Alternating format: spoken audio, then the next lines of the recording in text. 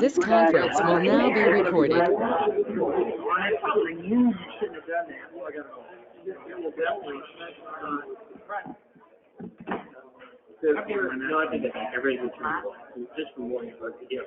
From here to Chicago, but it stops in Jeff City, it stops in Herman, Washington, and Sherwood. If you get the same route, you don't have to change the train. Yeah. Like Captain north. But I will say this. All the railroad stations here in Chicago, the area on the south side of our track, where the station is the worst. It is. So I'm right here. It's the worst. Weeds, grass, paper. You mean over by Laney? On the south side of it, on the south side. Yeah. So there's a lot of work. Yeah. And I was done today, yeah. And a lot of stuff, what's that in Europe? What Friday? Friday. Yeah. Just get ready now. I don't feel that. I've got it. Oh, no, it's done. There's a hole in my head. The rumors are natural. Yeah.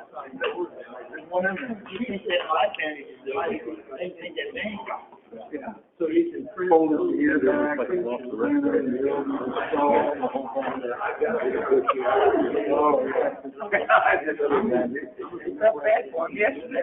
church.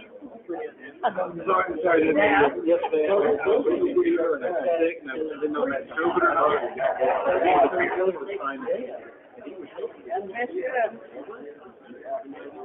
Called Andrew at 2 o'clock.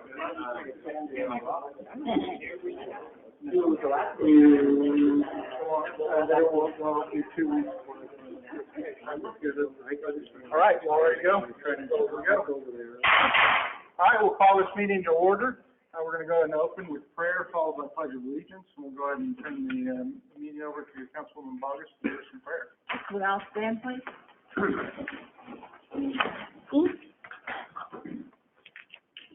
Father, as we come together tonight to look at our city and the budget, we ask you for your guidance to do this and do the right thing for those that are involved. I ask that as we leave this meeting tonight, that you be with each and every one of us as we return to our homes. In Jesus' name, amen. Amen. I pledge allegiance to the flag of the United States of America and to the republic for which it stands, one nation, under God, indivisible, with liberty and justice for all. Roll call, please. Robinson. Yes. Oldham. Yes. Marshall. Here. Saugus. Here. Miller. Here. Cross. Yes. Foster. Here. Bliss. Here. Okay, before we get into our budget work session, we have a resolution before council. This is resolution number 2082, a resolution authorizing the submission of the Clean Water State Revolving Fund loan application. Do you have anything further to add, Administrator Shaw? Yeah, this is the we've been talking about, and it's what we asked the voters for approval for authorization to go to this.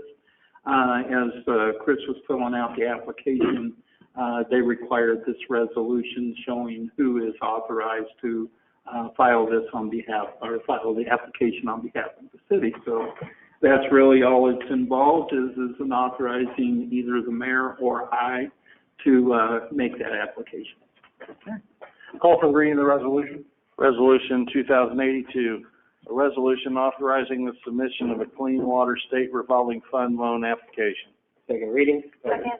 Any council discussion regarding the passage of this resolution? Yes. Having heard none? It's just a motion to approve. Yeah. Yeah, I called for second reading, sorry. So That's okay. motion to approve. It's a resolution. All right, any council discussion? Having heard none, all those in favor? Aye. All those opposed? All right, resolution passes. We Now- can read it twice, though, if you wanted. We got to go ahead and dive into the work session. Administrator Shaw, you have the floor. Great, thank you, sir. Just to kind of set the stage here a little bit for what we go through, and those of you that's been through it a few times, this will look familiar, but What we try to do is we try to look at the budget in really 4 sections for tonight. First, we're going to look at some summary revenue and expenditure trends. We went through that a little bit last meeting, but just to kind of get it again firmly in everybody's mind. We'll review a draft of the budget and then specific items within that budget for you all to make a decision or direction on. And as we get into that, I'll explain more about that. And then after we go through that, I will summarize what the next steps are and then what we need to do going forward. So for today's discussion, we want to look at 3 guideposts as we look at discuss and debate on what do you all want to include in the budget or what do you want to see in the appropriation. Is the ongoing revenues and expenditures along with their trends and what I call budget elasticity. And we'll see a little bit more of that on the next slide, what I'm talking about as far as budget elasticity. The projected fund balances, we want to, again, with the emphasis on the general fund of being on a healthy, not too high, not too low. And then also the customer focus, to use the dollars wisely to provide the highest level of service or what derives value to our customers, the citizens. We believe that these gauges will keep us focused in the right direction as we continue with a strong history of fiscal discipline, resulting in a healthy and stable organization for years to come. So, as I was discussing at the last meeting, there is a couple of forces here at play that we really need to heed or pay attention to. First of all, the sales and use tax is a major source of revenue. We talked about that being 46% of our general fund revenues, and it is also the one that most closely follows what the economy does. So as inflation occurs or deflation or recession occurs, the sales tax tend to go up and down in somewhat of the same proportion. However, since it is only 46% of the total budget or the total revenues, and most of the other revenues are fairly stagnant. They pretty much go level from year to year. There is some increase or some change, but for the most part, they're relatively flat. So if the 46% of our revenue goes up by the 1.47, if you remember that was the long-term trend, if it goes up by 1.47, then the total increase only goes up by 0.68% or less than 1%.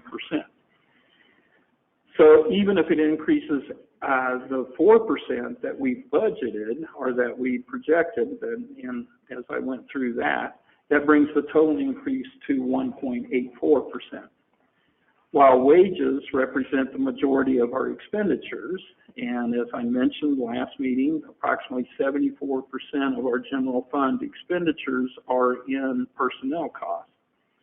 So if you increase the personnel cost by the 4% that I talked about in the budget, or as 2% COLA or 3% for COLA for merit and 1% for merit, and then public safety was 2 and a step.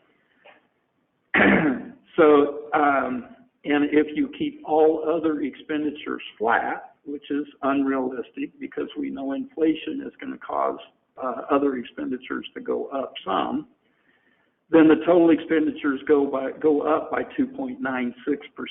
So just considering these 2 major forces with our budget, you can see that if revenues increase by 1.84% and expenditures increase by 2.96%, at some point that becomes unsustainable.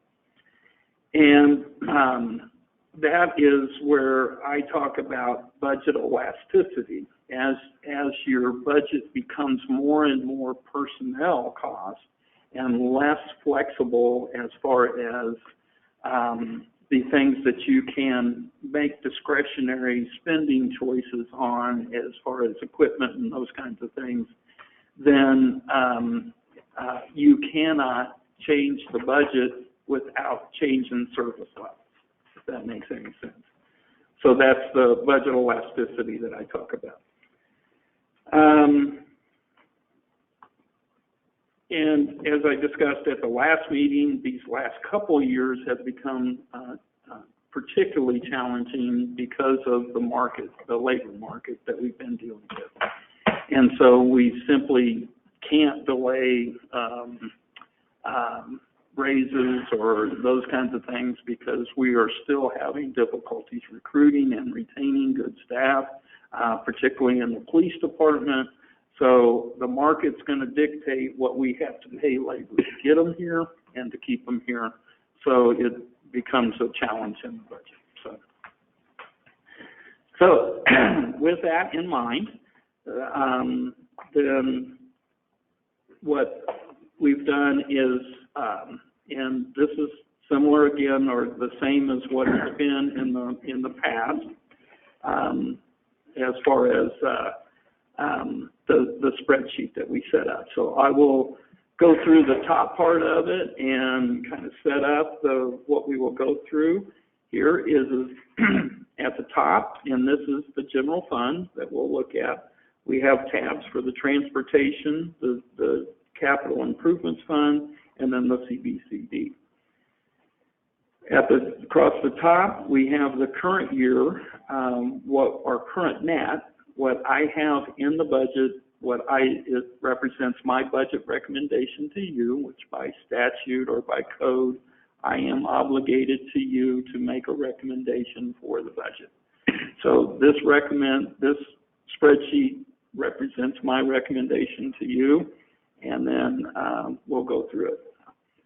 The current net is $298,000. That includes the self-insurance fund that we intentionally want to build a reserve in, and so $253,000 of that is really set aside in the self-insurance funding pool. The rest of it, the $44,864 of it is the general fund in its purest form. So this results in, and I'm taking the fund balance that we started the year with, that we started FY24 in, and I'm adding and subtracting what we have in the projections, not the budget, but what we project now, knowing everything that we know now, what we project to end the year at. So again, that includes $500,000 that we transfer to the self-funding pool to start it off, and the other $253,000, so $753,000 in the self-insurance pool. I also look at our fund balance policy, and I've got numbers out here to the side. Our fund balance policy, we look at ongoing revenues, so I take the total revenues, I take out the grants that are not ongoing to get to us an ongoing number. Then I simply make that calculation to show us where, if we did that, we would end the year with 60.7% of our fund balance of our ongoing revenues. We then go through this working model increase, decrease, and we'll show you how that changes from down below, decisions that you make here tonight and or next Monday and or right up until we adopt the budget. This will be a running total, and it will give us it will calculate the new updated totals for us, and then it compares to a target that I set for the fund balance, and I set it at 65%. If you remember, our fund balance policy is it needs to be between 35 and 75, and so that's just the target that I would recommend that we try to work towards, is at a 65% level. We have been in there in the past. We have spent down some of that, intentionally. And so my, recommendation is to build that back a little bit. This number is just simply the difference between where we're at, this updated number, and the target fund balance for your edification. Going down and going across, we have a column that gives a description, and I basically go through, and out of the, I don't know, thousand or so line items in the budget, I pull out these items. Some of them are simply what the department heads have proposed, and some of them I say, well, to make the budget balance, I'm going to have to, I can't recommend that. And then also this ranking, that was from our strategic planning. So any item that you see a number in here, it is the number that was ranked in the strategic planning. If you'll remember, we ranked 18 items. And so I put those out here to the side for our reference. And then, so the amount included in the draft is what everything that's in that. So if we make changes here of taking something out or adding something back in, from my recommendation, it will update there. And then this is the clicking item. So if we simply click that, the safety position was requested at $70,000. It is not included in the draft, but if we check it here to include it, it will update the numbers at the top, just like that. So we can play with this all night, or as long as you all want to, as far as getting those things to. Over here, I just made a few notes, and we can type in notes here tonight if you want to do additional notes. So, makes sense as far as how the spreadsheet's set up? Yeah.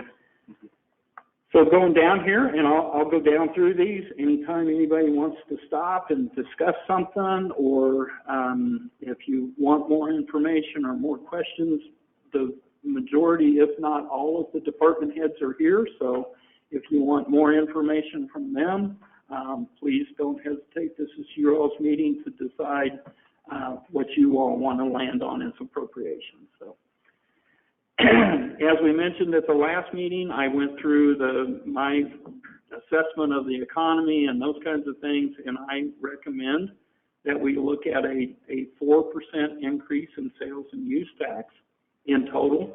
And so those numbers, what those represent, are here. And then I also put in a 2% increase in the property tax, and that recommends it. So if you all don't agree, if you want to just do a 2%, then we can take 2% out, and it will update the numbers, et cetera. So safety, go ahead.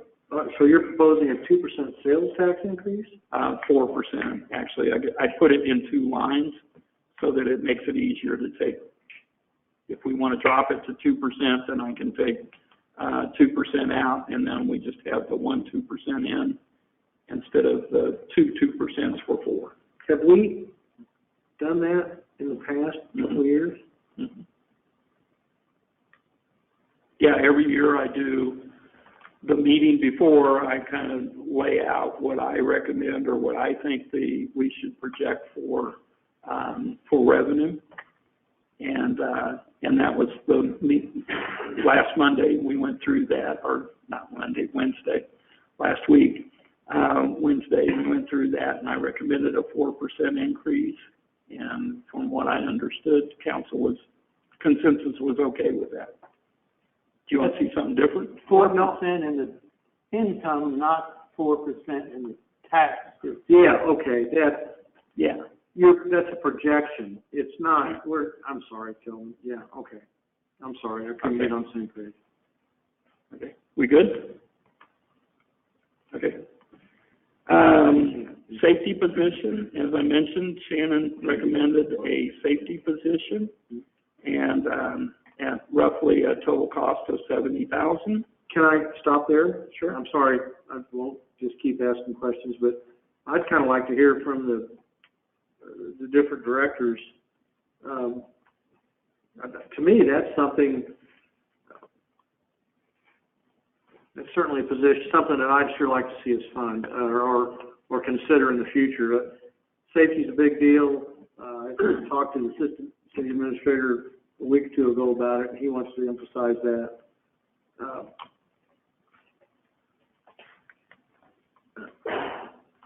I'd like to advocate for it, but I don't know if it's, I haven't talked to all the different department heads. I'd like to hear from a couple of those and see if we've had any near misses, if we have any concerns, if we're having trouble enforcing safety, if we really understand, or if we have a safety program in place. If we don't, we're obligated not by OSHA, but by the OSHA Act to have something that's similar to that. Yeah. I think we have a manual, but And anybody want to say anything before we move on? Or Kelvin, you want to talk about that? basically, we have a safety committee, that is, basically each department sends a representative. Most of the time it's a lead or the department head themselves that does the safety committee. Shannon heads that up, and so we bring people together to run our safety program. What Shannon's recommending here is a person to better create that focus or keep that focus. So. Correct. So currently our experience mod is a 0.87, which is great. Anything under a 1 is good.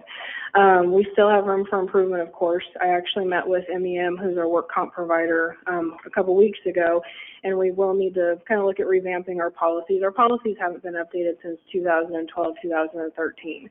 So there's some work to be done there, as well as, of course, ensuring, safety within all departments. Our trend is actually going down, which is good. The thing that really spurred me to bring this up again is, of course, the trash truck incident last year, and then we had some additional issues where our safety work comp actually came out and gave us training and stuff like that. So I think if we had somebody on staff that could go out and do investigations when we have an accident, proper investigations, as well as if we've got, work projects that are coming out, that they can go out and help and ensure that things are being done in a safe manner on a regular basis, that it would help with safety as well as lowering all of our injuries to help, and of course, not increase, but to help with our costs and our expense. So I thought it would be a good addition to our team to help with the safety of our employees, but also reduce costs and incidents.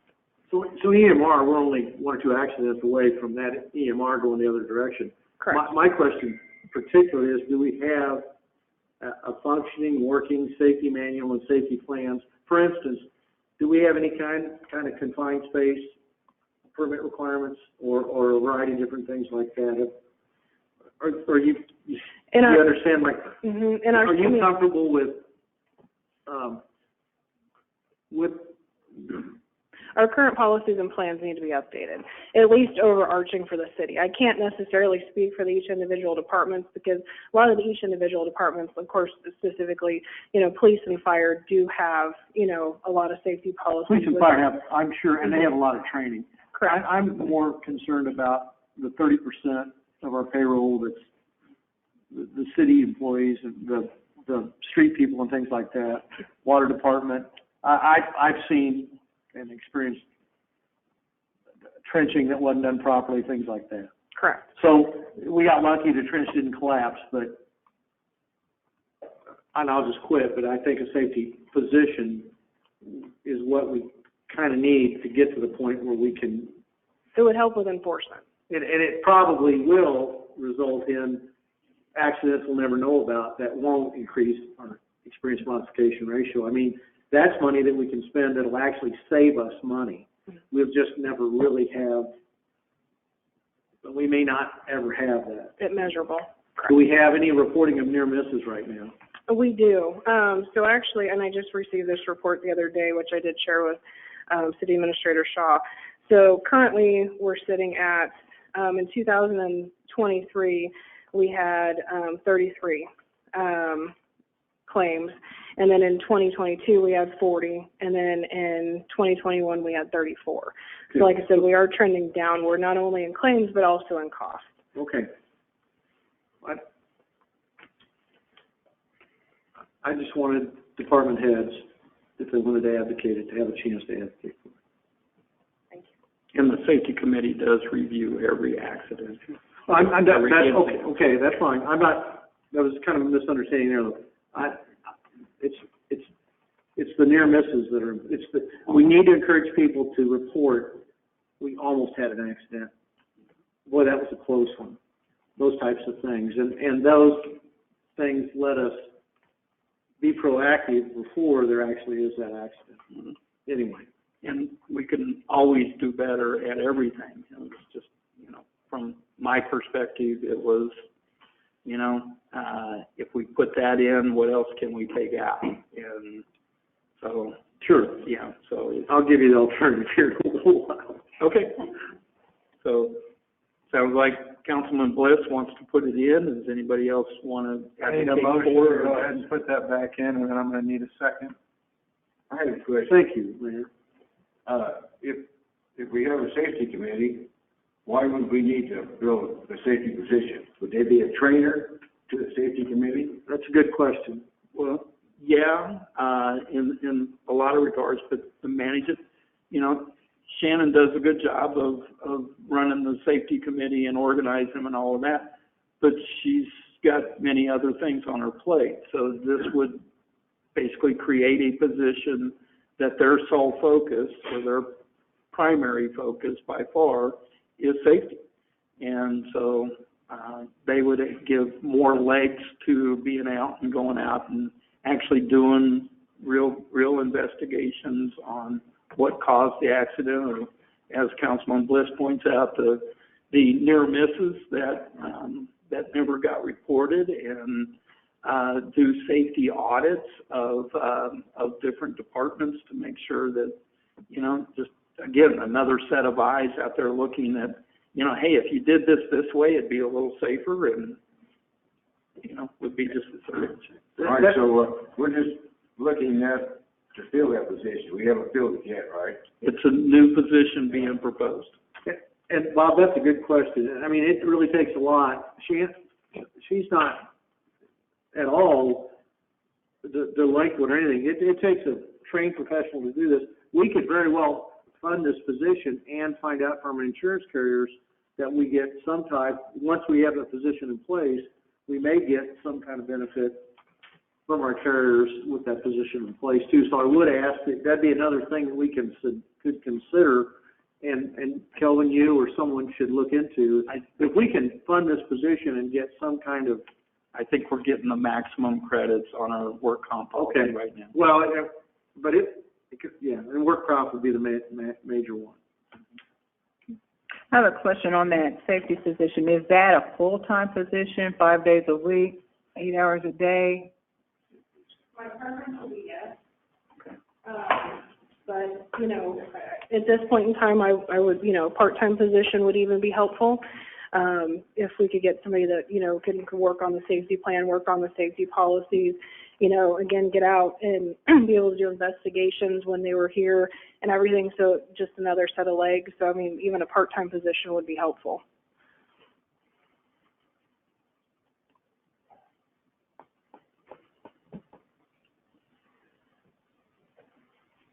Well, if it was a part-time position, then that would save the money, save the city some money. I would be interested in reviewing policies and plans in-house first, and to see if there are changes that we can make in-house, and see if there are positions we currently hold that can undergo some safety aspects of the job.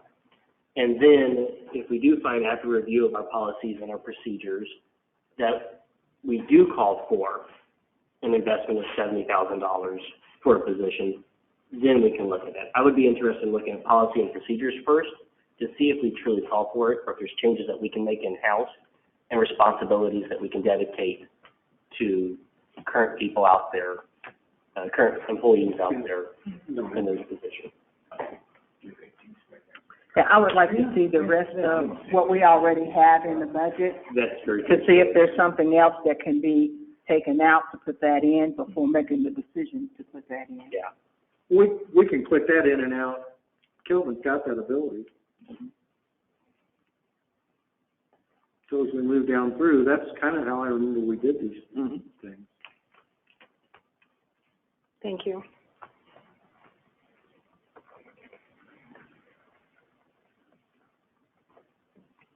Fair enough? Sure. Okay. IT desktop position. This again was proposed by Monty, the department head, and I was in my calculations I was not able to say that it's at the level of recommended. Not to say I don't believe that we couldn't use that position, as well as the next one, the IT server tech. I think both of those are very much needed, but couldn't find my way to say that it was at the priority level.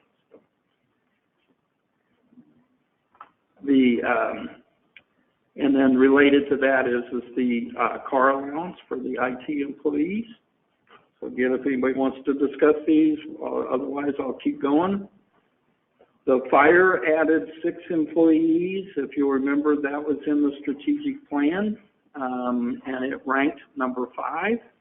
So when we priced that out, it came out to 366,609. I think we had a rough number in the strategic plan. So that's where we're at. And then I put in that we would make that a SAFER grant, and so the SAFER grant will pay for those employees for the first 3 years, right, Chief? And then you'll see some other stuff, or there is several other things in the budget that, like the bunker gear and all of that other ancillary things, but. Those 6 employees, those 6 fire employees, that's only if we build another station. No. Or you still need them right now? Okay, Yeah, thank you. this was his strategic, Chief, I don't know if you want to, but his strategic plan, as I recall, was, if you remember, it kind of went through that we really need 14 people on the fire scene. Go ahead. Yeah. So a lot of it has to do with number of people being on fire scenes, meet NFPA requirements and those things. Another thing that meets that is for the squads. So currently we don't have enough staff to run both squads that we're having. So these 6 individuals would be coming on to run those squads, or the fast movers to run those medical calls, to take the engines off of responding to medical calls. We're not taking a 50,000 pound vehicle to medical calls. That and it with those additional people, then it helps with our number of personnel on fire ground scenes to help us meet NFPA requirements. And then the fire engines go to a 3-man crew. Yes, so each engine would go from 4 to 3. The truck would stay the same, and then the two-person squads. Thank you. Squads are coming in when? When are the trucks? April, May is the first one. June, July, maybe August on the second one. Because the one squad is being built now, and they're expecting that one, the second one, to be about 2 months after it. So this really fits that fiscal year. It's coming. They're coming.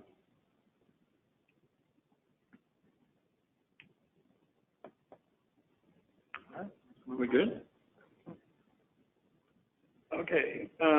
Chief also proposed that we add back the fire division chief.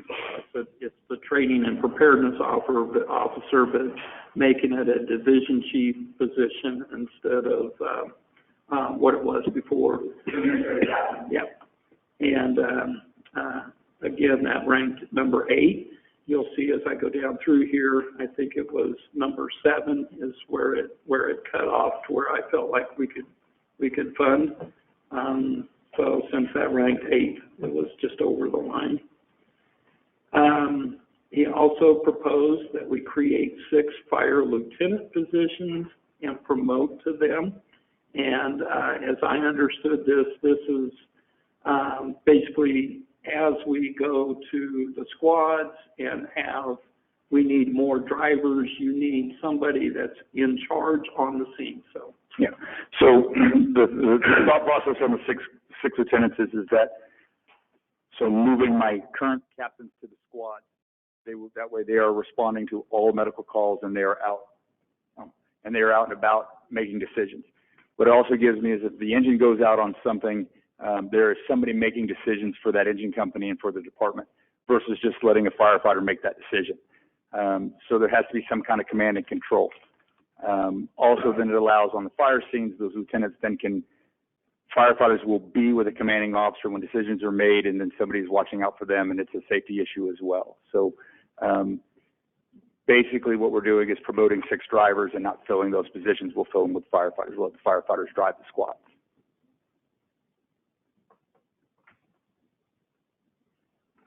Good? Okay.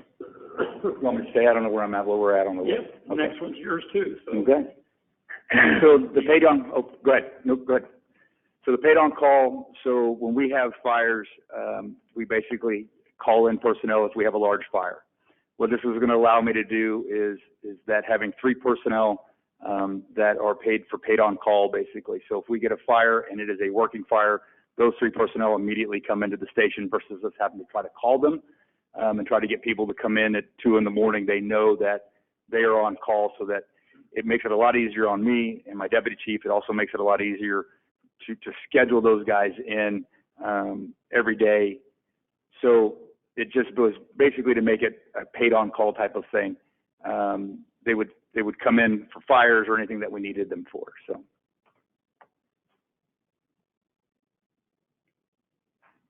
Why would that be needed if we're going to hire 6 other people or 5 other people? So we haven't hired those 6. Okay. Oh, right. And again, going back to the SAFER grant, and I don't want to step out of line, but going back to the SAFER grant hasn't opened yet.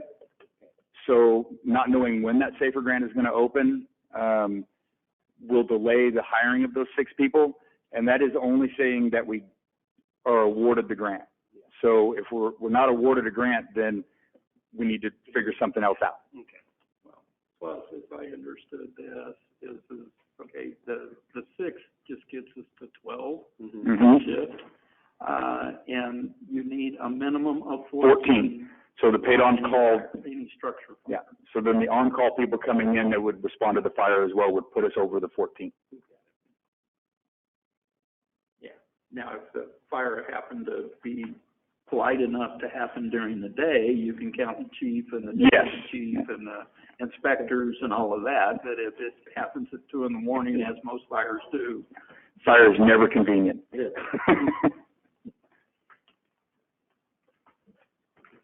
Okay.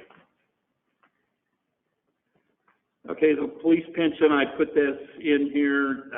I really recommend that you really can't take that out. But I do put it in there because it's a large expenditure, and it reminds us that, we have to meet that obligation. Police recruitment incentives. I didn't have that scored in the strategic planning. Every year for the last 3 or 4 years, it's scored really high, so I just didn't even score it and put it in. So, but again, it's your all's choice if you want to take those out. Animal control, add officer to add coverage, that ranked number 12. And this again was something that I encouraged Director Batson to put in there, because the public safety was asking how can we add more hours to the animal control coverage and to where they're on duty. And so this is what we priced out to do that.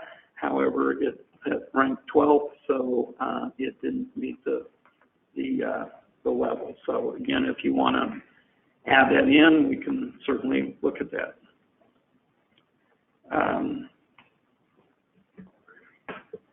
community development, administrative assistant, and backup permit, clerk. This is a position that we added this year. The person has left, and so it is currently open. And so just in me looking at ways to make the budget balance, I did not include this, but there was also a conversation that I was having with our city clerk, Jason, that he is not sure that he couldn't also do with a half-time person doing the reception and clerical work that's going on in the clerk's office. So, and John, in conversations with Director Simmons, he is not sure that he needs a full-time person either. So that is how I budgeted this, but again, I'd be open to it. And John, I don't know if you want to talk about it, or if Jason, you want to add anything in?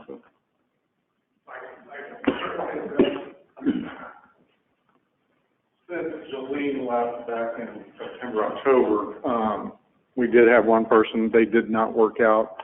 Had another one hired, but she didn't work out either to become employed. So, you know, in doing the administrative assistant work myself for planning and zoning, it is manageable, and I foresee, you know, utilizing our, and I haven't talked to Devin about this, but Nicole can also provide some assistance and backup when things get tough. But, you know, typing the minutes, I think if we can go to a transcription based software, all those meeting minutes can just be put in the computer and it can type them out for us, and then we can edit them.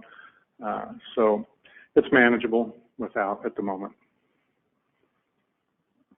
Okay, makes sense? Yeah, and as far as on my end, we did have 2 part-time receptionists at one time. We had a morning and an afternoon.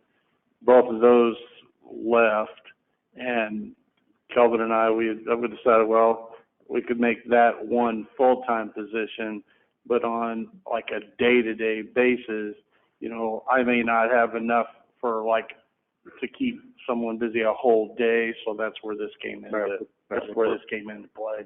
To keep that position full-time, but split it between the 2 departments. I apologize, John.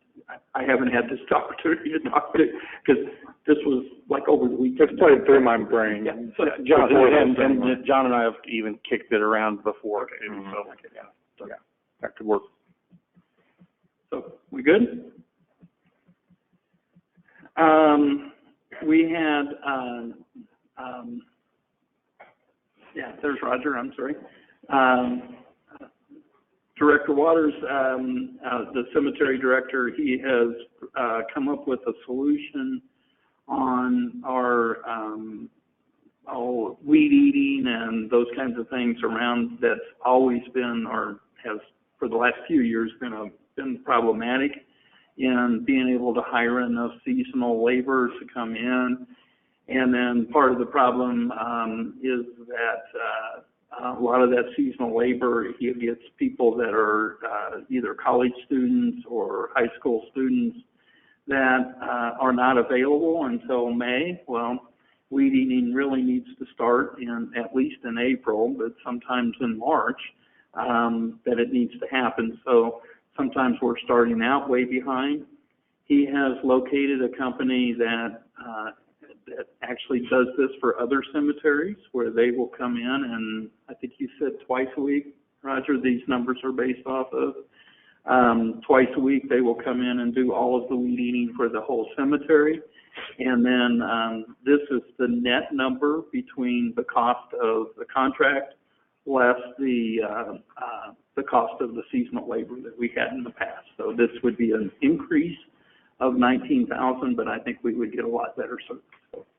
Yes, what we're looking at is trying to basically on this with the contract would be something that every 2 weeks this company would come in and weed eat for us, which is going to be actually ahead of what we're currently doing now because of all these seasonal employees that we're having trouble finding. And the other aspect of it is like Kelvin said, a lot of them are students that we don't get until late May and June before they come on board. We need them in April, and we need them in May before Memorial Day weekend. So that's putting the tax burden on my 4 employees. I've been riding the mower for the last several years trying to help us get through all this. So trying to figure out a way that we can get ahead of where we're at and where we've been at. So Did we stop working with the correctional facility? we still have the contract with them, but they do not have the offenders that are available for us. They changed their program several years ago that these offenders had to have 3 years or less to come out and work. The last figures that I was told, they had a request for like 120 some. They had 77 that were available. We purchased a van and a truck last year, didn't we, for? Oh, that's been, oh gosh, Was that 1 or 2 years ago? no. No. Let's go back 6 or years or We so ago. proposed it a couple of years ago to buy a van instead of the The bus. bus, yeah. Yeah, so we didn't do that. Okay. Yeah, we haven't had the offenders since the year before COVID, basically. Yeah. Yeah. In about 4 years. Is when COVID happened, it was, they stopped altogether. Yeah. And they just haven't built it back or No. haven't brought it back. But yeah, we continue to sign the contract every year. So if they ever have enough, we'll use them and we'll utilize them elsewhere as well. Yeah. And Roger, correct me if I'm wrong, I'm looking at my notes here. Didn't you say the difference between hiring these people and your part-time help was, we would actually save about $4,000? Well, if we had a crew of 5, which is what we've done in the past, at the $13 an hour, you're spending $5,200 every pay period, which is every 2 weeks. This is going to run $4,500. That's what I thought, that we were saving money. Mm-hmm. No, It's not. We're not you're actually not going to saving money in total. Actually, it's $19,600 more. more than what we've got budgeted at the moment. Yes. But if we had a crew of 5 every day, Yeah, we just never been able to. but we find haven't been able to do that in the last 5 years. Yeah. Roger, I have a question. If we ever have to open up a new plot, for the cemetery, Right. would it be wise for us just to go with flat stones in the ground? No, because we still weed eat around those too because the grass grows over the top of them. The mowers just don't pick it up because we don't mow that. Stones up, it don't matter. It doesn't matter. No, still have to go around it, keep it from being covered.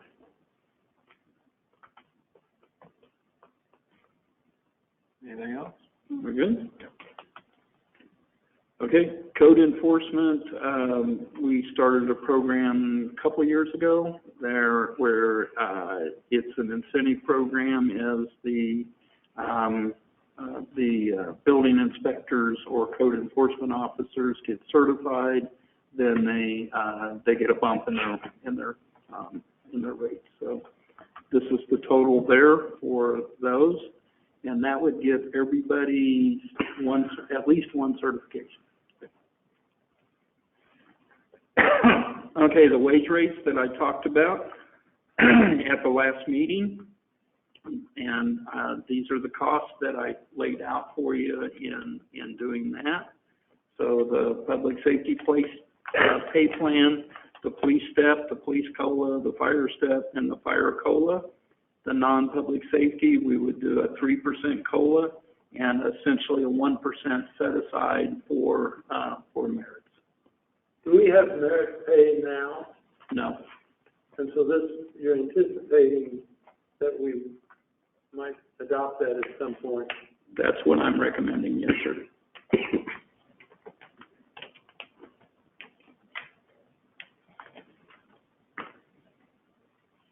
With the merit pay, I know, well, I think Steve had some, Well, I want to make sure, everybody understands that last meeting, I'm not opposed to merit pay, but right now I want to know how we're going to do that assessment. I don't want to support it if we don't have an objective method for all the employees so they understand, and we have to have that to be safe from an HR standpoint too. I mean, I just would like to make sure that before we approve merit pay, we've got a complete procedure in place to make those evaluations to award that merit pay.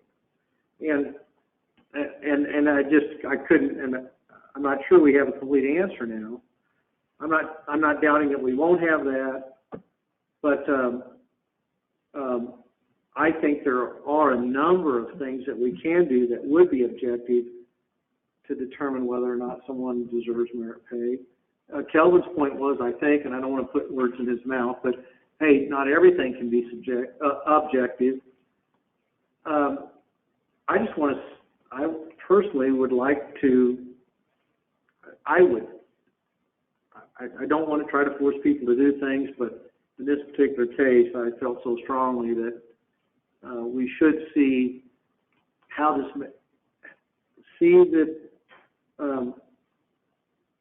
check sheets or the methods or the processes that are proposed for this merit pay before we actually support it, if that makes sense. I want it to be more objective than subjective. I want it to be I think personally, getting there on time, working in a safe manner. There's a lot of objective things that we can have that we can determine whether or not someone qualifies for merit pay, and I don't want there to be a lot of subjectivity because of the obvious reason. I don't want it to be any favoritism involved in that merit pay system. That's why I said what I said last time. How often do we do evaluations? How do we? How often? How often? Yeah, I just want to be sure that with the favoritism thing, I definitely think we need to be sure that we do evaluations the way we should, and are evaluations tied to pay now? Hmm? Are evaluations tied to pay now? Yes and no. I mean, again, what we've done for the last forever, I guess, is the step increase was awarded if you had a passing evaluation. That is not what I'm recommending. I'm recommending something totally different. You all have the pen. You all tell me what the policy is, but that's my recommendation. My recommendation is to go to a merit system that is subjective, based off of the manager's ability to manage the wages, and pay the top performers more, and allocate that away from the lower performers, because the more you pay to the lower performers, the less you got to pay to the top performers. And so that's my recommendation. But again, you all get the vote. I don't. I think it's good to reward the ones that are going above and beyond, that aren't just showing up on time, that are doing more than what is expected. I agree. Perhaps we need to take the merit set aside out until we actually put the merit system into place and we see what it's about. Yeah, again, I'm not saying we don't go that way. I just want, I'm not comfortable with a lot of subjectivity. So I agree with Mr. Bliss. Well, would it be possible for the manager to say, my whole crew is doing an excellent job. I want to give all a merit raise. Yeah, they deserve it. They would. That'd be awesome. I think you need to set standards,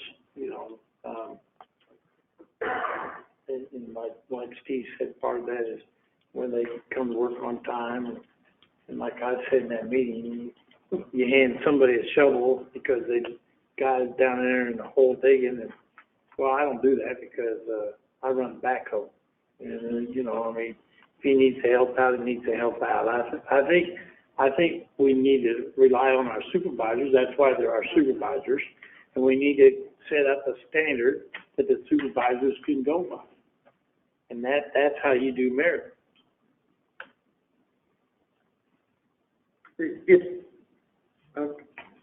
It's the documentation that worries me. We need documentation, so if we ever do have one person saying, I was passed over, I was treated unfairly, we've got documentation that supervisor didn't just pick. And that's the key point that I'm hoping the HR person would speak to. Are we suggesting that our staff that we've hired is not going to do that? Pardon me? Are we suggesting that our staff? No, I didn't say that. I'm trying to say it's incredibly important that we have documentation that. And I agree with you too. We but should are prove. we, council, wanting to create the form and the documentation form? Are we wanting to get into the weeds to do that? No, sir, I'm not. Okay. Honorable Councilman, I'm just trying to say I want to see that we have that in place before I approve it, because I think if we don't do that, it's going to get us in a legal pickle. I trust my staff to do it. I just don't think we have it now. I could be corrected in 30 seconds here. But I don't believe it should be subjective, and I really believe it needs to be documented. However we do it. So we do have a couple tools in place currently. Couple rules? We have a couple tools in place. Tools, So okay. evaluation tools that we do have in place. And what we do evaluate our employees currently on is quality and quantity of work, adaptability, communication, technical aptitude or job knowledge, productivity initiative, work ethic, teamwork and collaboration, as well as safety, is what we currently evaluate our staff on when we do evaluations. Now, whether that's annual evaluations or whether it's their 6-month evaluations, that's what we currently evaluate them on. Who does that evaluation? The supervisor? Their supervisor, their direct supervisor does. And then before they have the conversation with the employee, it goes through a couple channels. So it comes to the HR department so that we can review it, make sure that it is done consistently and fairly across the board, that there's no discrimination, there's no concerns there. Then it goes to their department head also for review. And then once everybody has signed off on that, then the supervisor, the immediate supervisor, sits down with the employee and has that one-on-one conversation. It, of course, also goes over what their strengths and weaknesses are. It also goes over any goals that have been set and what the accomplishments are of the employees. Well, that sounds like what I'm looking, I mean, a lot of those that are more objective than subjective. So that answers my question. I think, are you satisfied with that? Do you think that we are on firm legal footing if we do have someone that says they were passed over unfairly? Yes, I do. And Okay. we also do That's have. good enough for me. Okay. Thank you. That's all I was trying to get to. I'm sorry it took so long. Thank you. All right, let's move along. Okay. The charter process, the legal and the, Okay, elections. so I want to talk, then I'll quit. I'm done for the day. So I've looked at that and, pretty substantially, there's $100,000 there. To begin with, I kind of want to ask a few questions. It seems to me like last year, Kelvin, we budgeted $85,000 for that for this fiscal year. Did we spend that money?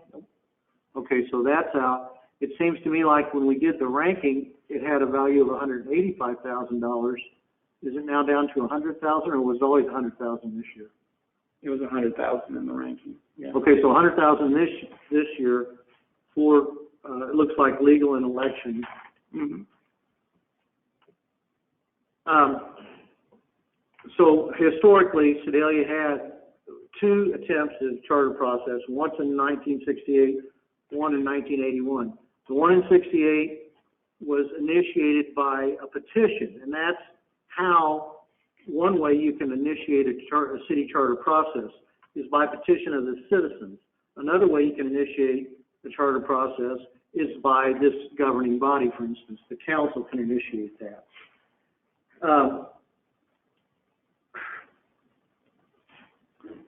I haven't had anyone come to me and say we need a charter. I haven't had anyone, I haven't had this explained to me. No one's really proven to me why. I don't know where this is coming from. I think probably from the mayor. I don't know, but before I go forward with this, and I think there's some other council members that have doubts about this. We spend $100,000. We still have to have an election. We still have to assign a 14-member commission. So this is about a 2-year process.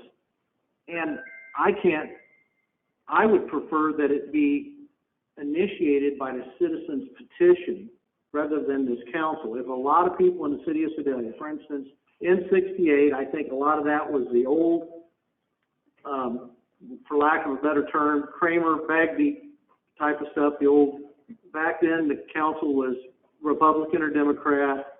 There was a lot of inside baseball, that type of thing, and the citizens initiated a petition.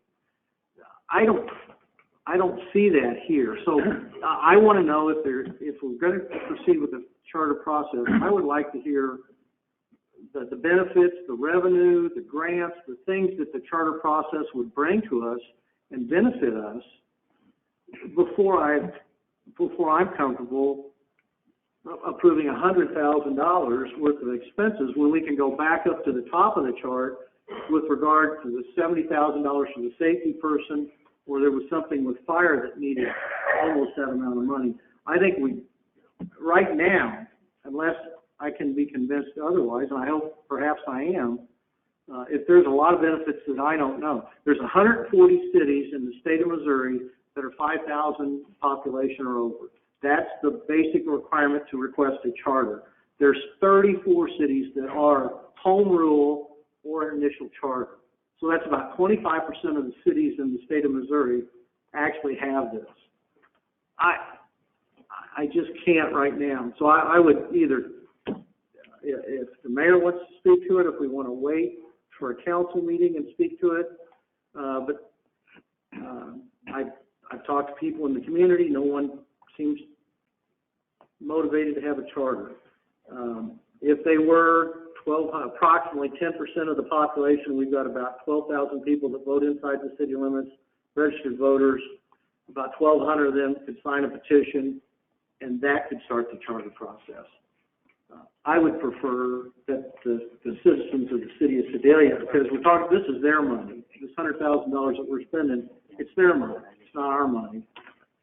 And I'm not comfortable supporting this at this point in time. This is rank 13. Why is it being funded? When it was cut off at 8? Yeah. I think I put it in there because it was funded last year but not spent. So, but we can take it out. Yeah, we just need a motion. So moved. Second? Second. All those in favor? Aye. All those opposed? Aye. I'm having trouble with my hearing. Jason, can you poll the council, please? Sure. Robinson. No. Oldham. Clarify We're what voting the motion to is. take it out, correct? Voting to take it out, so he would respond with a yes, is that Yes. correct? That's correct. Oldham. Yes. Marshall. Yes. Bogus. Yes. Hiller. Yes. Cross. Yes. Foster. No. Bliss. Yes. We have 7 yes, 1 no. It is removed. Moving along.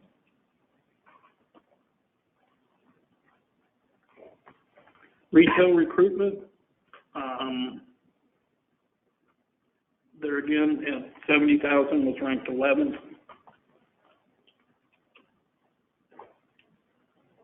Annual MML conference, council and administration, 7,500 is included.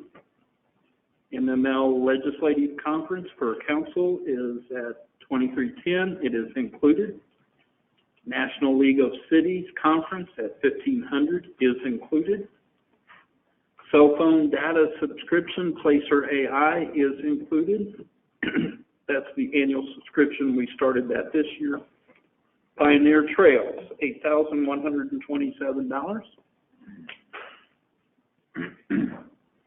There was some, debate on that, wasn't there, where we decided to or not to, or? We took it out, not last year, but the year before. And then last year we put it back in.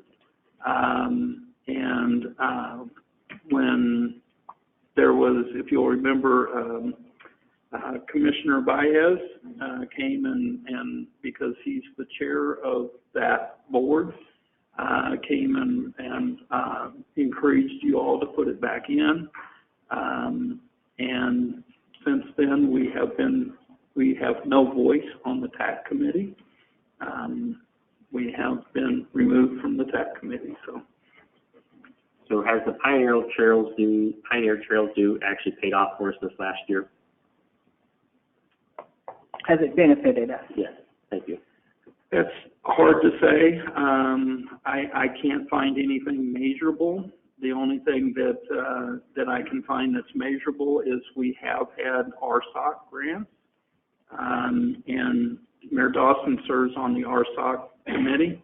Whether or not we would get those without our dues to Pioneer Trails, I can't say yes or no. I don't know. I do not know. Chief, do you know?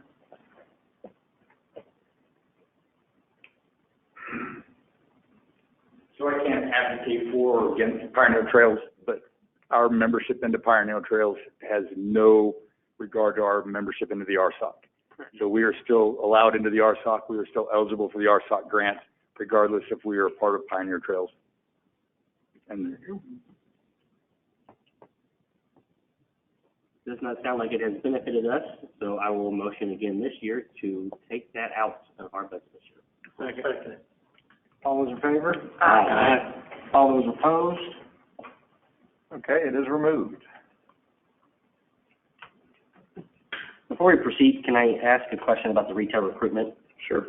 This is the third year. Now, I'm advocating for retail recruitment, but this is the third year that we've had this in. How has the process been this last year? I remember the first year we added it in, we didn't get any RFQs back. We tried again this last year. How was the success with that? Yeah, we didn't go out for RFQ again this year. Okay. But what I'm proposing is that this is more of instead of going out and hiring a consultant, okay, is that we do more in terms of setting ourselves up and basically promoting the city, finding ways to do what the retail recruiting consultant would do, is identify all the land and all of that. John, yeah, if you could help me. Could you give a brief rundown of what that would look like? Yeah, I think it's more of an in-house approach to using the Placer AI data to define our community better, okay, and position ourselves with our branding efforts also. As we promote the community, our outward face is not just a census data profile of a city of 21,437 people.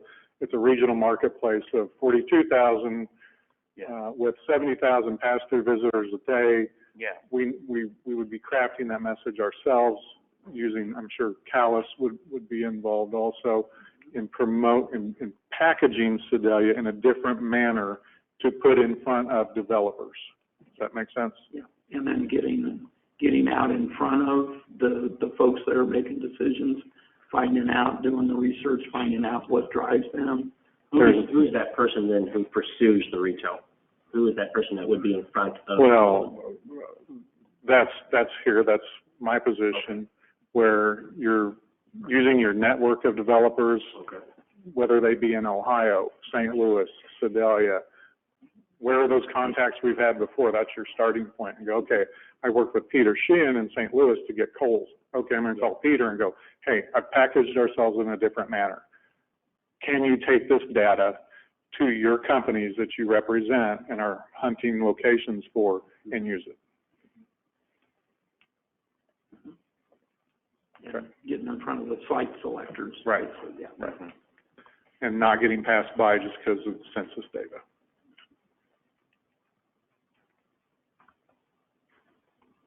Makes sense? Mm-hmm.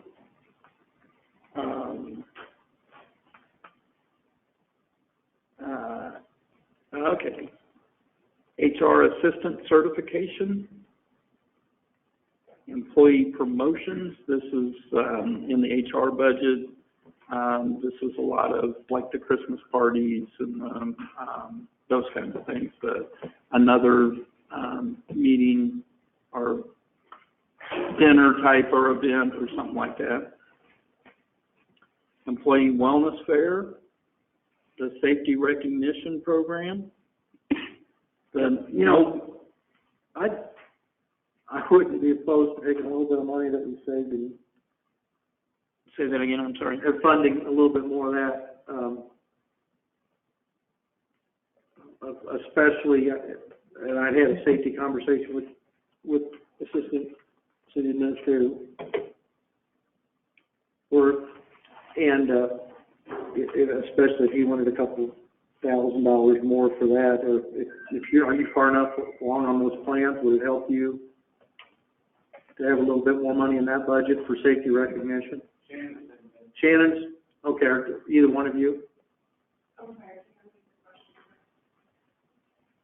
I think he's asking if you want more money. Oh, do I want more money?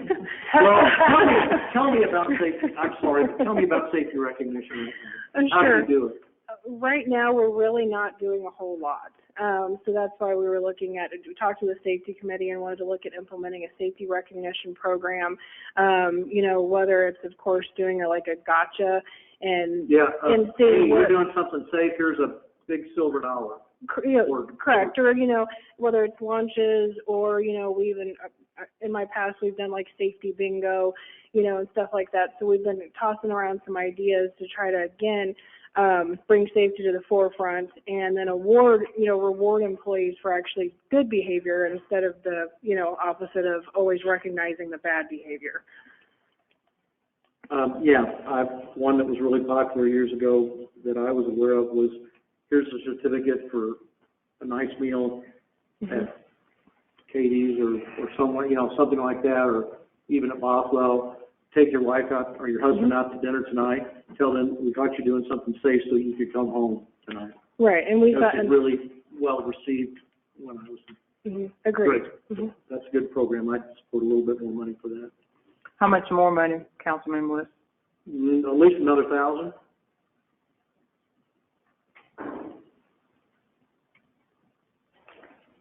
You want to make a motion?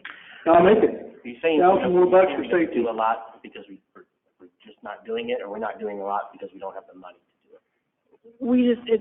We've done it in the past. It's my understanding we've done it in the past, but we haven't done it recently. And It's not because we don't have the money to do it. we really, I don't think, I haven't budgeted it the last couple of years. So both because we haven't budgeted and both because we haven't. So I have a motion on the floor to double the amount requested from $1,000 to $2,000. Second. Second. Who made the motion, the first motion? I think I did. Who made the second? I did. Okay. Perfect. Sorry, I'm having a hard time with my ears here. That's okay. All right, all those in favor? Aye. All those opposed? All right, motion passed. Now you got to put a program together, right? Yes, sir. Thank you.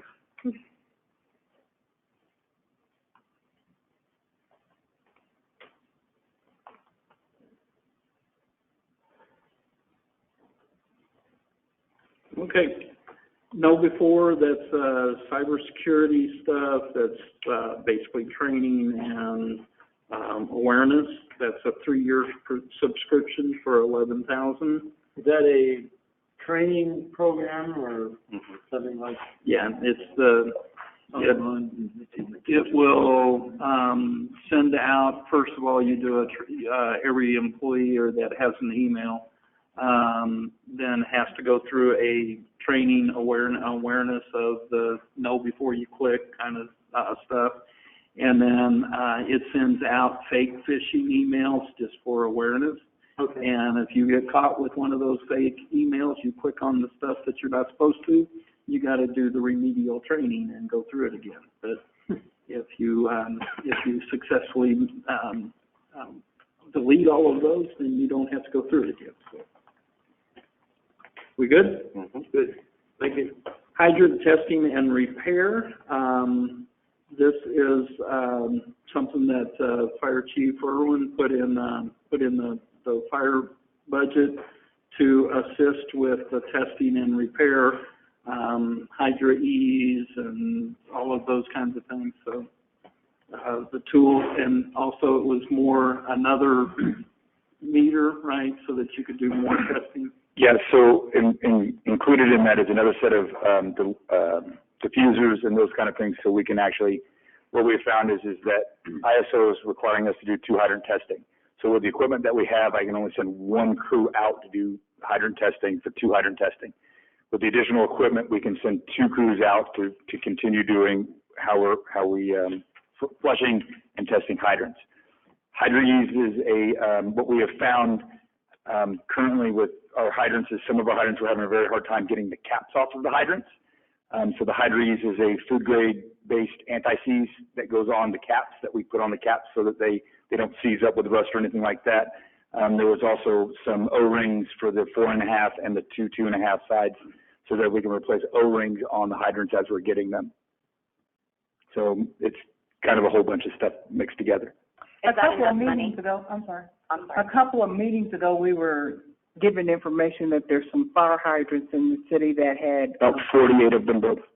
Plastic over them. Mm-hmm. I never heard what that purpose was. So as we've been going out doing flushing and hydrant testing, when we have a hydrant that we can't open because of a broken stem or we can't get the caps off because they're seized, we notify the water department. The water department goes out and bags the hydrant until they can get over to get it fixed. We also have had some hydrants that the stems have broken on. Well, we've had our equipment on, so they've broken so we couldn't shut them off. The water departments come over and shut off those hydrants so we can get our equipment off. Then they bag it because you basically can't turn it on or you get a leaky hydrant. So, yeah, there's a number of them. The water department, I just had a conversation with him before this meeting, and he's had a number of hydrants that have been fixed. So I need to update my list that I sent to Mr. Work this morning of those hydrants. So water department is working on them. Unfortunately, we are finding them, they are fixing them, but with water mains and those kind of things, I believe they had a street closed today due to a main break. When the main is broke, then the hydrants are second. So, but we are working on it. Thank you. Is that enough money? It's enough money for me. Okay, I mean, I just want to be sure. So like I said, it gets us our diffusers and the Hydro-Ease and O-rings and those kind of things. And I don't know. I wasn't privy to the water department's budget, so I don't know what they put in for actually digging and fixing of hydrants. Okay, Chief, this was asked to me, and I'm sure you do. You have a chart or addresses of all the hydrants that are down. Mm-hmm. If you have a fire in that area, you know not to go stop that hydrant, correct? Yes. Yes. The question asked me, what if there's a fire and there's no hydrant near me? So yes and no. Unfortunately, that's kind of, so yes, we keep track of them, of where they're broken in our reporting software. Currently, our reporting software doesn't come to our computers to show us where those hydrants are at. Correct me if I'm wrong, but our new software does. So the new software that we are getting will have that capability. So it will come up and show us where the hydrants are broke. Currently now what we're doing is we're relying on memory.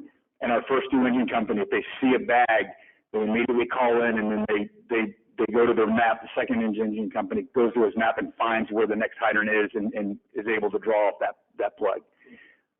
Thankfully, we're generally around 500 to 600 feet is in between hydrants. There are, and of course we discussed this earlier about adding to the water department to add hydrants. I believe Councilman Bush, that was one of your things that you've noticed, is going through and adding hydrants into the system. That's not what this line item is for, but yes, we do have somewhat of a plan and a backup plan, and the new software, once it's established in April, will tell us that and we'll be able to see it. Well, that was the concern of the citizens. And very well so should be a concern. But yes, we are aware of them, we know where they're at, and we have plans in place to catch other hydrants if we need to. Okay. Next item is AED. And more. And add more. Well, adding more was put into the water department's budget, I believe. Again, I wasn't part of that. That's not in the fire department's budget. I mean, we'll do it, but we'll need a backhoe and some other stuff, so. Yes, we would. Backhoes don't cost enough for the fire department. Yes, that is true. We would break that. So the next line item on there is for 4 AED replacements. The Sedalia Fire Department, we carry 3 AEDs on our 3 frontline trucks and then an AED on our brush truck that goes out can go out on calls. Currently, the AEDs that we are using are the same AEDs that we purchased when we started doing medical calls back in 08-ish, 9-ish. So they do have some age on them, so we are looking to replace them with updated machines.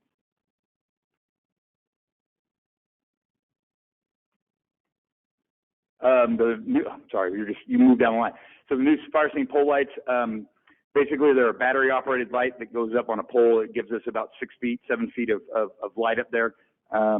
What we've had in the past are some light poles that are power driven off of a gas generator. We are trying to move away from gas powered generators, basically because of the carbon emission and the CO and everything that comes off of them. So we're looking to add pole lights on each truck that we can use inside after a fire is out to be able to light up the scene without having to fire up a generator and string electrical cords. How many lights? 2. These next 4 are all, items that we will need if we add the 6 new employees. And so I put a note in here depending upon number 6. So if you keep the 6 new employees in, we need to leave these in. You take the 6 employees out, and you can take those out. The next one is duty codes for medical calls. So what my firefighters are doing is that when they go out at night, or even during the day, they are wearing their bunker coats out to go to medical calls or motor vehicle accidents, or anything like that. They're also wearing it when it's raining and those kind of things to protect them. I didn't bring my black coat, but we do have a coat that they can wear, but there's no reflective on that. So they are wearing their bunker coat out and on a number of things that they really shouldn't be doing. They shouldn't be going into people's houses with their bunker coats on unless that house is on fire, because they are bringing, their gear, and even though they do wash it, it's not 100% clean. So we want to keep that out of people's houses. So we are looking to replace all of our duty coats, if you will, with coats that have the reflective striping on it, and are all weather coats. So they're a 3-piece coat. So they can wear them during the summer, or they can as a light windbreaker, or they can wear them when it's -10. There's an inside fleece to it. Again, how many? How many? It would be 44 of them. 43. Sorry, 43. Class A uniforms. So the Class A uniforms are our dress coats. I still have 2 officers that have not been fitted for a dress class uniform. Myself and the deputy fire chief are still using the ones that we've had since, I was a battalion. So we were going to update our uniforms, our dress coats, our dress hats, and all of that. But it's not in there, so. I did leave that out. Fire ballistic vest and helmets, that was ranked number 4. And so it is included at $19,000. Yes, and just a note on that, you're going to see a resolution coming at the next council meeting. We have found a possible grant source for half of that. Again, that is simply maybe 50-50 type of thing. So we just found it, so you will have a resolution for us to apply for that grant. I recommend that we keep it in there because I don't know if we're going to get that grant. It's a long shot. And ranked 9th was the medical UTV, and I put that in the CIP, so we will see that in the CIP and make that decision. And unfortunately, it didn't make it in the CIP either, as far as my recommendation. Digital sign for the fire headquarters. This ranked number 18. Ranked last, and so it is not included in the recommendation. The Freddy fire truck, again, was ranked 16, so I did not include that, but I think Chief still is looking for grant sources, yeah.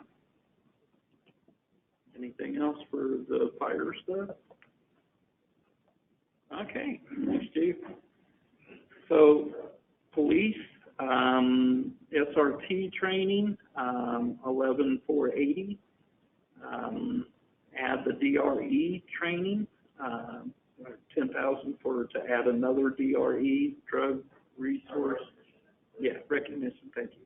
I always forget what the R is for. Patrol cars, they had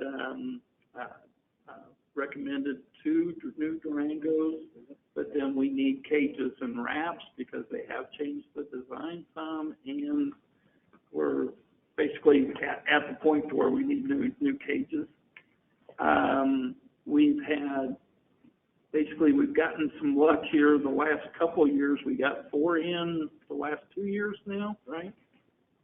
So this will get us kind of back on schedule, right? Yeah. We had a very aged fleet, but we've been fortunate being able to get some, and buying used cars from the Kansas Highway Patrol and Missouri State Highway Patrol have gotten us by, but yeah, it's getting better, yeah, which hopefully will help our maintenance budget as well. Now, I did, in case you wanted to, you could take it down to 1 Durango. If you wanted to, instead of taking the whole thing out, you could take out the 2 and put back in 1. But again, I recommend the 2 to get us back on schedule here. The police license plate recognition program, this is 11 cameras, and it's an updated estimate from the number that you saw when you were ranking these. But that ranked number 1, and so it's in there at 80,000, and that gives us 11 cameras. Yes, sir.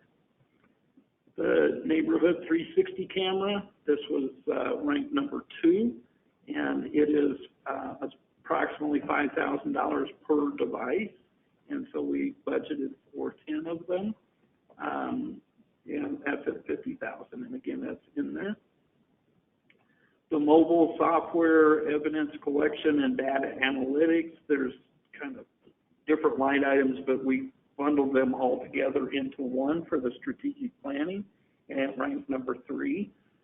So again, it is in there at the updated number at $51,277. Shot detection, and this is at $4,000 per device. It ranked number 7, and so it's in there at $40,000. And I think, Chief, you had some updated information on it. I did, sir. The way that it works is, for $40,000, we could basically cover a square mile with shot detection. And looking over the map, I kind of select, and I can mold that a little bit. For that, I would be able to get a couple, or Vermont Park, all the way to the junior high, Sacred Heart, downtown, and into Anthony Buckner housing as well, and kind of catch those areas. It's in that we get some shot detection alert from citizens, but there's delayed with that, and it's kind of surprising on. We'll have several shots that are fired that we're investigating, and we didn't get a single call on. So it's by no means a foolproof system, but there is value to it. And with this system, we can have automatic alerts. So if I'm understanding this correctly from the vendor, if there's a shot downtown, then some city hall staff could get alerts. We would get alerts. But more importantly, if there's shot within a radius of a school, then school administration could get alerts of that, and they would immediately have that information to know whether to go on a lockdown. So I'm also getting pricing for schools specifically if they just wanted to try and buy that program as an option for them if it's something that we're not able to do yet. And as I understood, you have to have multiple devices. Yes, sir. So they can triangulate where it comes from. So if you just have one, it'll tell you, yeah, a shot was fired, but it won't tell you exactly where. Correct. And it has to, the shot would have to hit off of 3 of these devices. So if this desk here was a square mile and a shot happened over here, if that caught off of 3 devices, then it might be able to give us that. Or also if it happens in a building, it may or may not hit those 3 devices because it's going to be muffled. So it's kind of like a unicorn when that happens. It can happen, but it's not necessarily 100% on that. And then it also, is it admissible in court? Well, the evidence would be. Yeah. So, and if we're getting immediate notification, that gives us a much better chance of getting to the scene, catching people fleeing the scene, and the technology is supposed to be very, very close to where it is. So if it's 2 a.m. and someone says, "Well, I think it was around here," and we're out looking for shell casings, is usually how that goes, or I forbid victims, but if it's just casings, it would definitely help get us into an area of where that is. There's value to it. So do you have an app on your equipment where it puts it drops a pin, or it doesn't give you an address, it literally, it's out in the middle of a football field or out in the middle of a plowed field that's inside the city limits? Yes, sir. It would go to like a mapping, and then it would show you on that of where it is. Well, I want to add to this, Chief. I know, when the Chiefs won the Super Bowl, Mm-hmm. there was, like, they had on the news that they arrested like 11 people that were in a residential area over in Overland Park, Kansas, and had this device, and they went and arrested those people for going out and shooting guns in the air. So it kind of sold me. Yeah, that'd be good too. That kind of sold me on it. New Year's Eve. Yeah. Because those rounds do come down. Yes, they do. So your footprint would be what? I'm sorry, what? As far as the square mile, what? Well, I didn't bring my map with me, but it would be roughly, it would catch Vermont Park, and it would head north and catch Sacred Heart School. Going east, I could get downtown, part of Anthony Buckner housing. It would be, of course, it's kind of fields to the north of that anyway, for a lot of that. And then it would come back down and catch I'm really wanting to catch schools and downtown and as many of and the park that I can catch with that square mile. This would be a good test. It would. And we could keep adding to it. Yes. Oh, yeah. They'll add all that we want. It's just to solve any problem with money. Yes, sir. We can though. I think of the New Smith Cotton. I mean, they need at least 3 stations out there, but if they participate and there was an active shooter, we could get there quicker. And that was the reason that I had asked them to quote the school, and they brought me a new quote for the school that was less because they wouldn't have to cover the kind of distance that they had projected. So I do think that there's value for that for the schools. However, again, if it's something that's in a building, it may or may not show on that detection. Right. Duty vests for the police, and then we also have anticipate grant funding for half of that. Police radios, and then again the ARPA grant for half of that, at 149,452, and the half of it funded through grants. Okay, that's kind of the police. Everybody good with all of those? Mm-hmm. Thank you. Thanks, Steve. Community Development Main Street Conference. Whoops. Hit the right button here. $4,100. Rehang the downtown Christmas lights of what we've been doing at $28,000, and then add the lights for the trust building at $3,500. The tax sale property purchases that we've been doing for the last 3 or 4 years, somewhere around in there. The CBO, our chief building official, ICC conference in Colorado, the downtown structural engineering inspections that you all just approved. That contract is at $248,500. The demolition of the dangerous buildings was ranked number 6, and that is funded at the ongoing level that we've been at $200,000. Neighborhood revitalization seed money was ranked 14 at $200,000. It is not in there. Code enforcement vehicle ad inspector ranked at 16, and they are using the pull card now, so I did not include that. Cemetery backhoe replacement at $130,000. It is getting older, and it is getting to where it's getting weaker. I think it was about 5 years ago we overhauled it and put all new hoses on it. But again, that doesn't last forever. But I didn't see that we were able to include that in the funding level. The HVAC or a mini split for the east shop area at the cemetery is included in the draft at 4744. Cemetery SUV, for the office, they are currently using a Ranger pickup, and, I didn't see where we could include that, so I am not recommending that. How many vehicles does the cemetery department have at the moment? You just asked for us vehicles, for the last few years, so I just want to make sure you're equipped with what you need. We have current 2 Ranger trucks, one 2005 that I'm driving, we have 1996. We have the 2019 Ford pickup, we have service truck, dump truck, Is that 05 and that 96 being utilized on a daily basis? Yeah.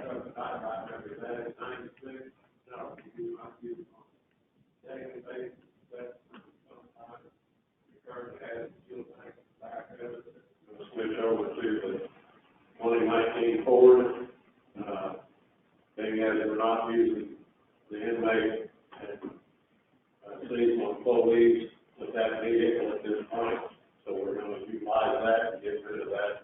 But it has a lot of electrical issues with it. You put a brand new battery in it, 2 days later, it will not start. So we bought the used truck last year, or this year, I'm sorry, this current fiscal year. Yeah, okay. And then, kind of our conversation with, Director Waters is that getting rid of that 96 is absolutely needed. But if we go to the contracted, folks doing the weed eating, it's no longer as much effort of taking people back and forth between the shop with and hauling the weed eaters. They'll still do some because they'll still have to do around the office and those kinds of things. And then, like Roger said, the gas tank is really what they need that for. So that they can put the gas tank into the one that we just purchased this year, and then get rid of that 96. That $100 gas tank, that's what we use on a daily basis. All right. So by taking away that 96, would you be in need of another vehicle? Not necessarily. Okay. As far as the SUV portion of it, I was trying to make it a little more convenient for the families that we deal with on a day when it's 10 degrees, and we're trying to pick out grade lots of gravel. That instead of driving 2 vehicles over there, we all get out and stand out in 10 degree weather for 30, 45 minutes. To pick out a grade, that's what that's. Okay. Where we fit in the vehicle set. Thank you. You good? And then the added truck for the animal control officer, that was ranked number 15, and is not included in the recommendation. There is a retaining wall for behind the animal shelter to address the erosion issues at $30,000, and I did include that in the recommendation. HR emergency door, basically, the mayor's conference room, and my office have a door that kind of like an escape hatch to where you can go out onto the roof if something was happening, and if I had to, I'd jump off of there. It would cost $42.24 is what the estimate we got to add a similar door in the HR office so that if they had to, they could have an escape route. So, City Hall break area at $10,000. I did not include that. And then the annex building, we need a new roof on that building, and the roof would be, I don't know, just under $50,000 for that roof. But then I got to inquiring about, okay, if we put the roof on it, is that building usable? Well, no, not really, because it's got mold in it, and it's got, some places where, the the leaking of the roof has caused problems. So in order to make it a usable building, it would be right at about $75,000.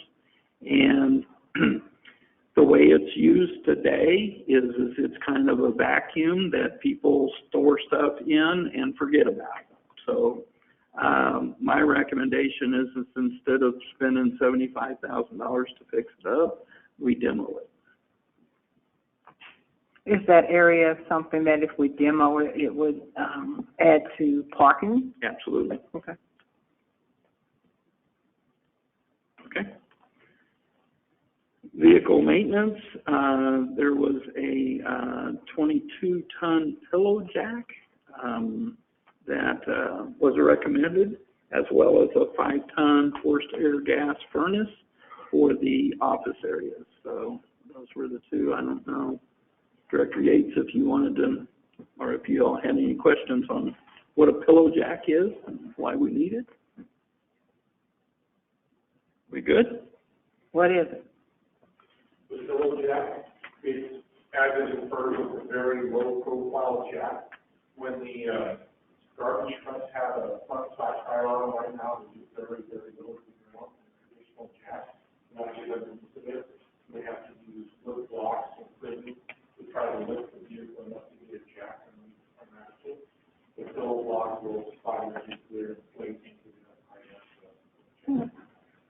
Councilman Tenen, they also use those to take semis and set them back on the wheels if they're wrecked. To put it in perspective, you understand. They put them underneath semi-trailers when they're on their side along the highway. They put those pillow jacks on there to get them up, to get them started back on their wheels. So Okay, thank you. they're pretty strong. Yeah. I thought he had an awful big pillow to need 22 tons to lift it, but you know, that was my question. Okay, cost-sharing contracts. We have the cost-sharing contract with the county and the state for emergency management that's supplied for the county, or for the whole county, including Sedalia.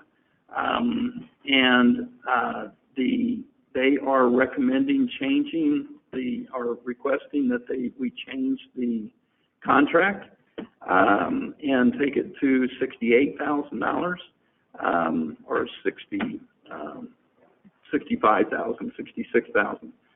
I went through and basically we've been about the $28,000-29,000. The big differences is the state grant has been greatly reduced, and also so what I took it back down to, or calculated out what it would be under the previous, where we would pay a quarter of the director, and they also have added an assistant director. And the justification that I heard for the assistant director was, well, they have to cover a lot of geography. Well, that doesn't appear to me to be part of the Sedalia's responsibility to cover the geography of the whole county. I understand why they need it to cover those smaller communities, but I don't think that's for the citizens of Sedalia to pay for. Plus, they've added things in there like rent, and in the current contract, the county is supposed to provide the place for them to work out of, which they would need to anyway, whether Sedalia participated or not. And so adding all of that in there would take it up to the $66,000. As you can see, what I'm recommending is that we go back and we approach them and we say, we will continue to provide a like funding level based off of the current contract. But again, if you all want to add in the increase, then it would be another $37,166. No comments?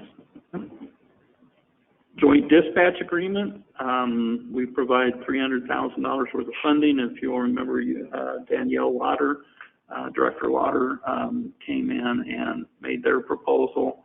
They did, at one time, they were asking for 16,000, if I remember right, increase, to take it to 316,000.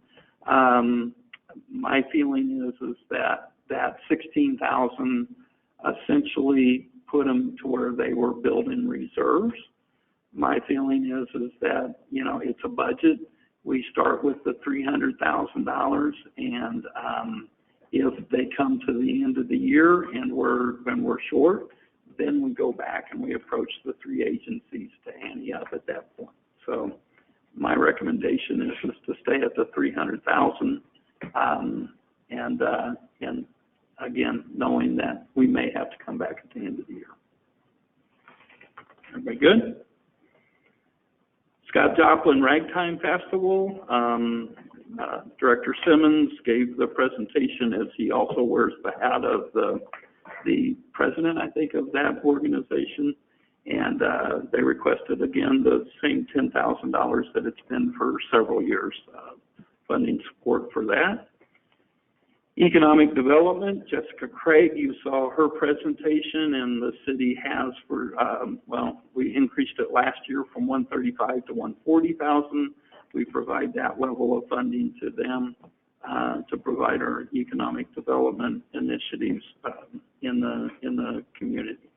Whiteman Area Leadership Council, we increased that a couple of years ago from 2,000 to 5,000.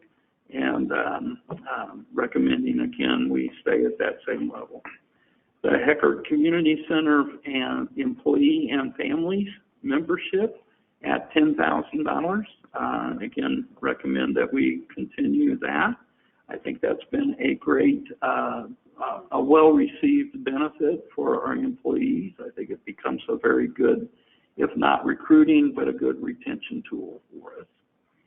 Greenhouse support, and this is a partnership with the parks. The parks took on the greenhouse that used to be used by the Center for Human Services, and so since they provide, or they do all of the plants and those kinds of things, and our medians and those kinds of things, I thought it was appropriate for us to provide out of the general fund support to where the Parks and Rec is not carrying that full load. So $5,000 to offset that part of those costs. Same way with the 4th of July fireworks. Again, I think that's a very good program that the Parks puts on, but I think out of our Parks funding, shouldn't fund all of it, so the general fund support for that initiative, that basically covers about half of the contracted cost. And then, of course, we provide other services for that. Our police and fire are very involved in that program as well. Senior Center support, that is Renee Vance, I think is her name, right? She came and made that proposal to you all during Good and Welfare or during the hearing. Anyway, she asked for $2,500. You all did rank that number 9. I did include that in the recommendation. Christmas Parade, Chamber of Commerce. There was some discussion last year about that, and we ultimately took that out and then put some of it in the CBCD funding. So again, I put it in there. If you all want to take it out again, we can take it out. It's up to you all. And then other event sponsorships, the Balloon and Kite Festival again is going to happen again this year, and so we put in the budget to be a sponsor again this year at that level. I would make the motion to do what we did last year with the Christmas Parade, Chamber of Commerce, to move that from the general fund to the CBCD fund. I'll second. And is the motion to move the entire amount? I believe that's what we did last year. Yeah, we took it out and only added back 500 in the CBCD. Was it that amount? Yeah, we lowered it too, didn't we? Yeah. CBCD does include the $500, Okay. this year. So we'll see that when we get there. So could you provide clarification on the motion? So we took it out last year. The council realized that we didn't need to add that in for the chamber. Is that correct? Yeah, I was the one that made the motion to take it out of the budget. Okay. And then the next meeting, they put it back in the CBD, whatever, the Okay. 500. Okay. Because the explanation that we got was the money they were using this for was to pay their employees overtime. Well, we pay our employees overtime to put up the barricades and sweep the floors, the roads, and so I just felt we're doing our part, by cleaning up the mess and putting the barricades away and taking care of the safety of our people. So the $500, they use the $500 to have a dinner for their volunteers, which I'm all about that because, you know, I do a charitable deal and the night before my event, I take all my people out to dinner, but I pay for that out of my pocket. So I'm make a motion, we keep it the way we did it last year. So then the motion would be to remove the $2,000 from the FY25 draft budget. Do I have a second? I will second it. I have a second. So All those in favor? We can keep the precedent going. All those in favor? Aye. All those opposed? All right, we'll remove it from the FY25 budget. All right. Anything else on the general fund, or do you want to go to the transportation fund, or do you want to relook at anything back here? Next. Transportation. Transportation, if you'll remember, we talked in the strategic plan about removing the airport and making it an enterprise fund. So now the transportation fund, you'll see at the bottom, we fund the net that we still need to cover the airport operations, but this detail here will just be the street department and the right-of-way management funds, or departments. We start out with, in my recommendation, 16,000 net revenues over expenditures. That brings us to an $1.8 million resulting fund balance, which is 36% of ongoing revenues. I put in a target of 40%, so we're $181,000 behind what I think is a healthy target. The revenues, again, you'll see the same 4% in sales tax revenues. The personnel-related costs and initiatives, the street department had requested to add a maintenance operator for the sign shop, 2 additional laborers for the asphalt crew, and 2 additional equipment operators. I didn't see that we could fund those. Justin, I don't know if you want to make any comments or if you all have any questions on what those thoughts were. The alley right-of-way maintenance, we had requested, again, 2 laborers for 2 3-man crews for mowing, and add an operator for the alley and maintenance and demo abatements at $54,595. Again, I didn't think that we could fit those in. CDL permits, licensing, and training at $16,000. That is included, and we've been doing that for a couple of years, and we do 2-year contracts if we get their CDLs. Okay. Wage rates, we have the same thing in here, the 3% COLA along with the merit increase. Same way for the alley and right-of-way maintenance. The street department pavement management program, which was ranked number 1 out of 7 at $185,000, and it is included in the draft. Can you back up just a little? We can take out the merit increases, the merit set aside. I thought consensus was we were going to go forward. We kept those.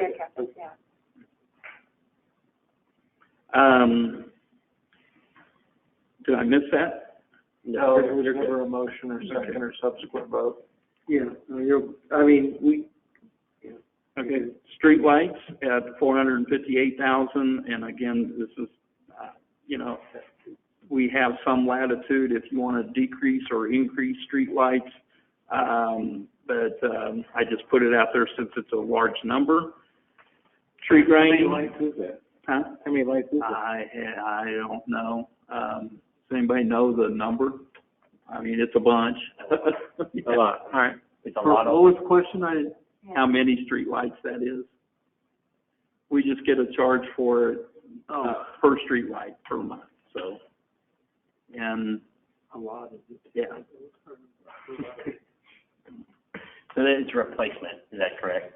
No, this is the electricity for the streetlight. Oh, this is, okay, Yeah. okay. Yeah. That's what we, okay. So Evergy just provides those, Yes. and they send us a bill on, every month on the number of streetlights that we have, times, I don't know what it is, $10 or whatever. I thought that was increasing like. Oh, you're increasing. Oh, no. Tangible. The tree grinding, this is 115,000. This is increased over the last couple of years, and this year is 35,000 above the 3-year average. But we've had, the emerald ash borer and some other diseases. Oak wilt, that is causing us to have to take out more trees than we've been. Safe Streets for All, master planning, that SS4A grant, and I did put that we are going to get some of that done this year, but carry over the rest of it into next year. The tandem dump truck with plow and spreader was ranked number 2 on your ranking at 350,000, and it is included in here. Add another used day cab truck for the in-dump and low-boy at 65,000, and I did include that in the recommendation. The grade control for the paver at 27,000 is included in my recommendation. The nuclear density gauge to test newly laid asphalt at 12,000, and I included that. I don't know if there's any questions. Don't ask me, ask Justin. So, added digital signboard. That's kind of where I cut it off. That I didn't think we could fit that in. Self-propelled force feed loader for the snow for downtown. Again, I'd love to do that, but I didn't see where we could afford to do that this year. Backhoe for the concrete crew. Added gooseneck. Again, it's not in there. The 1-ton truck to pull the small equipment gooseneck is not included in there. The track skid steer with a high flow. This one ranked number 7, but if you'll allow me to jump ahead, what was ranked number 3 was a brush skid steer with the mulcher, with the attachments for the mowing. That ranked number 3, but I think what we need to do is look more at sharing the equipment across. So this is adding another skid steer that we can share it between the right-of-way maintenance and the street department, if that makes any sense. Mm-hmm. It's just a matter of taking the accessories on and off, right? Yeah, so I did include the accessories since that was ranked number 3. So that is included so in essence, I've got the skid steer and the accessories, but I just put it in the street instead The of. same skid steer. Yeah. 93 Ford in both cases, right? Well, yeah. You have one in now just down there, to mulch out the stumps and stuff? Currently, right now, we do have a stump grinder, but we do not have a holster. And that hooks to a skid steer, right? Yeah, we do not have the attachment. We do have a skid steer, but not the attachment for that right now. To grind out a stump? We do have a stump grinder, yes, sir. Is that an attachment for a skid steer or? It's an attachment for a skid steer. Mhm. The reason I asked, so I watched you do one the other day across from my house. Did a pretty good job. I like the way you put the boards all around so it wouldn't go everywhere. You really took care of the people. The automated flagger trailers, again, I'd love to do that, but didn't see that we could fit that in. The MyoVision Scout traffic controller, 2 units. Again, I'd like to see that, but I couldn't fit it in. Forks for the concrete backhoe, added that in. The back lot, wash pad, sewer structure, and paving of that back lot so that we can basically use it as our lay down, and then where we dump the street sweeper at and all of that. So make DNR happy, right? The street barn roof repair. This is we have gone out for quotes, but we need to figure those out, and so I budgeted at about 70,000, which was about the mid-range of the quotes, if I remember right. So radios at 12,000. Again, I'd like to fit that in, but I didn't see that we could. The mosquito spraying is included in there that we've been doing. There was a couple of years, probably 3 or 4 years ago, that council wanted to take that out. So I list it here and see if you want to leave it in or not. Councilman Marshall and I were actually discussing this. We would like you to start tonight. We've already been bid. Might want to wait a month or two. Yeah. Whoa, yeah.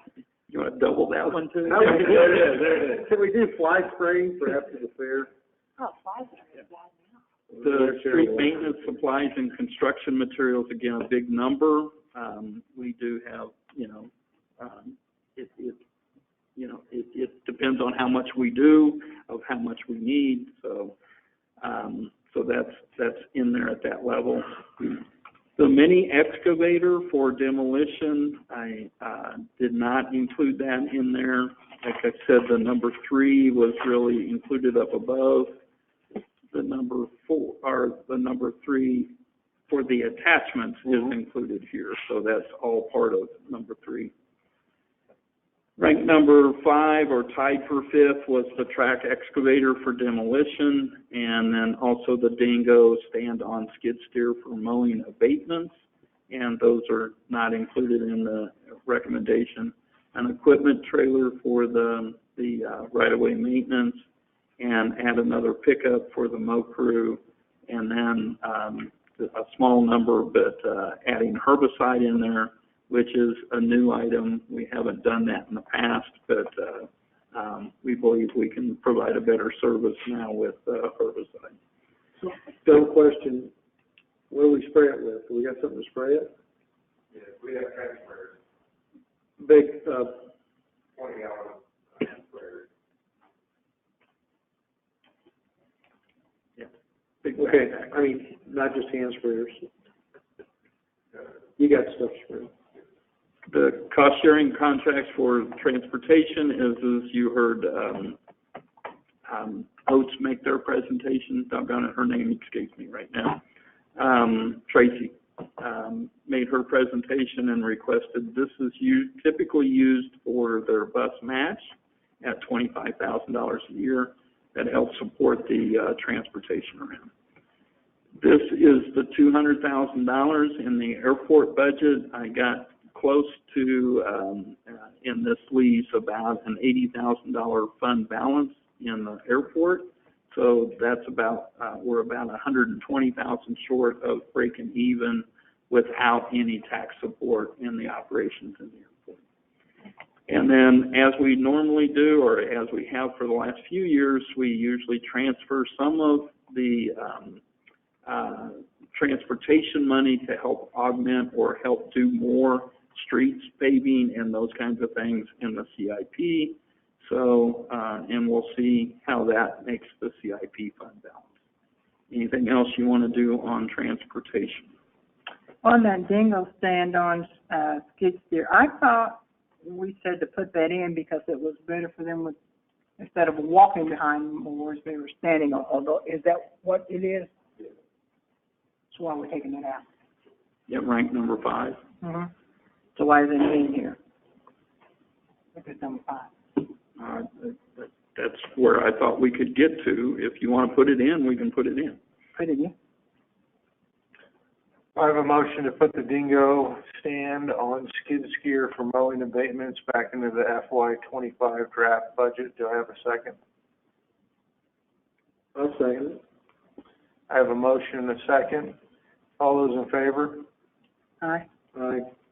All those opposed? Aye. Aye. Jason, if you could please poll the council. Robinson, No. Oldham, What's the targeted, fund balance we needed to be at, Kelvin? Was it 40% or was that? Yeah. Okay. So we're 181 from the target. We're at 36%. We're at 36%. Okay, no. Marshall, No. August, Yes.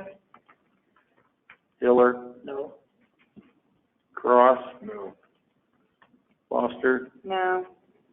Bliss. Yes. Motion fails. Okay. Kelvin, could you repeat the line about the transfer to the airport? Could you repeat what you said? Okay, the airport, we made it an enterprise Right. fund, and so it is about $120,000 short of breaking even. Okay. So it needs about $120,000 of tax support. I didn't want to budget to zero, so I made it a $200,000 to leave an $80,000 fund balance. So we think that's we think that is just a this year line item. Yeah. We won't need to Well, make- yeah, hopefully we can Hopefully continue it'll be to, unified, yeah. bring it down and closer to a break even. Thank you, I just need clarity on that. Sure. Anything else? Anybody else? We ready for the CIP fund? Yes. Okay, don't let that big red number scare you. We have a carryover of fund balance, and part of that was restricted funds. About $3 million of that negative there was the restricted funds where we borrowed the money for the Heckert Community Center, and it becomes restricted funds until we actually use those funds. So, but it stays in the fund balance as restricted fund balance. So as we use those funds, as we use the funds that we borrowed, the fund balance goes down, but the restriction goes down. So what you end up with is over here the unreserved fund balance now of almost $1.8 million, or 35% of our ongoing revenue. So this is just spending down restricted fund balance as well as some carryover that we didn't get items done this year but were budgeted for, so the money stays in the fund balance, and then we're budgeting to carry over that budget amount. There's some things over here that I did in my calculations. There is this reserve restricted, this $1.2 million of the Heckert Community Center is coming out of there in addition to what came out this year, as well as then it ends at a 588. So that's why the difference between this resulting fund balance that will show in the financial statements, but the unreserved portion will be 1.788. Again, looking at the total revenue is 27, but then most of that is grants, and so the ongoing revenues in the CIP is about $5 million. And so that's what we use to target our unreserved fund balance. I'd like for us to get to the 40% range. We're at in my recommendation, at a 35%.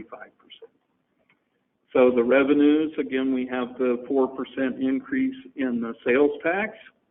So now going down into the capital improvement projects, we have we ranked 21 different items, and so you'll see the 21.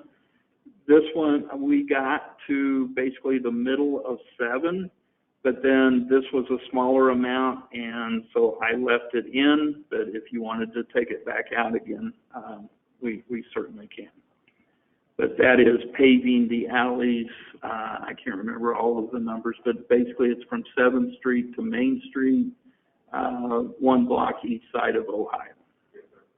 And that's doing it in-house, so that's just materials. That's using the grindings, the millings. No, this is actual Actual asphalt. Right.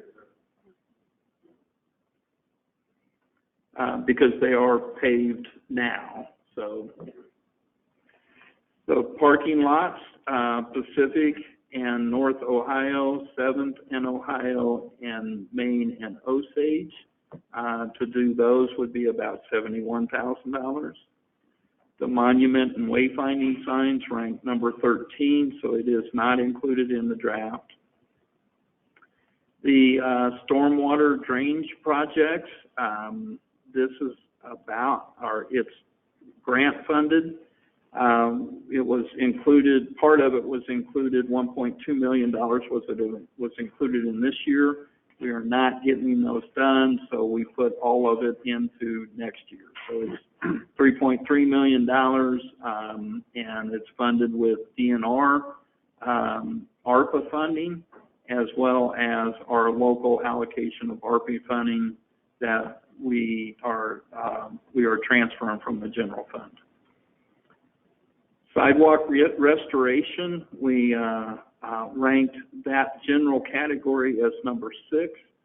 So we have 2 things in here. We have the CDBG grant funding, as well as other sidewalks at $100,000. The North Central Sidewalk Project at $1.5 million, which is grant funded through the ARPA grant, and then also the local ARPA allocation. So in total, we have $2.635 million for sidewalks. We also had ranked as number 14 was the Sidewalk 65 Highway, 7th Street to Liberty Park Boulevard. It is not included as it ranked number 14. Also, the Sidewalk State Fair Boulevard, 50 Highway to 3rd to 65 at 310 is not included in the recommendation. The bikeway, this again is a grant with the TAP grant was again awarded this year, and we're carrying it over to next year at the along 3rd Street from the Katy Depot to Liberty Park, connecting the Katy Trail to Liberty Park for us, and that's $1 million project. $500,000 of it comes from the TAP. The Complete Street, 16th to New York to Limit, was ranked number 10, and is not included in the recommendation. The Bikeway, the Amtrak Depot to Katy Depot at $1 million was ranked number 17, and it is not included. Now, we did something different this year for the street paving projects. We ranked basically the level funding of about $1 million at number 7, and then we subcategorized that and ranked each one of those projects within that, 1 through 11, I think it was, yeah. And so I did this as overall ranking street pavement was 7, and the first one in that was Grand, 20th to 24th, and so that is included. Tied for first was Grand Main to 65 Highway at 290. It is included. Kentucky 16th Street to 20th was included as well, ranked number 3. Number 4 was Engineer Riney to Tower, and it is included. Number 5 was Ingram 16th to South City Limits.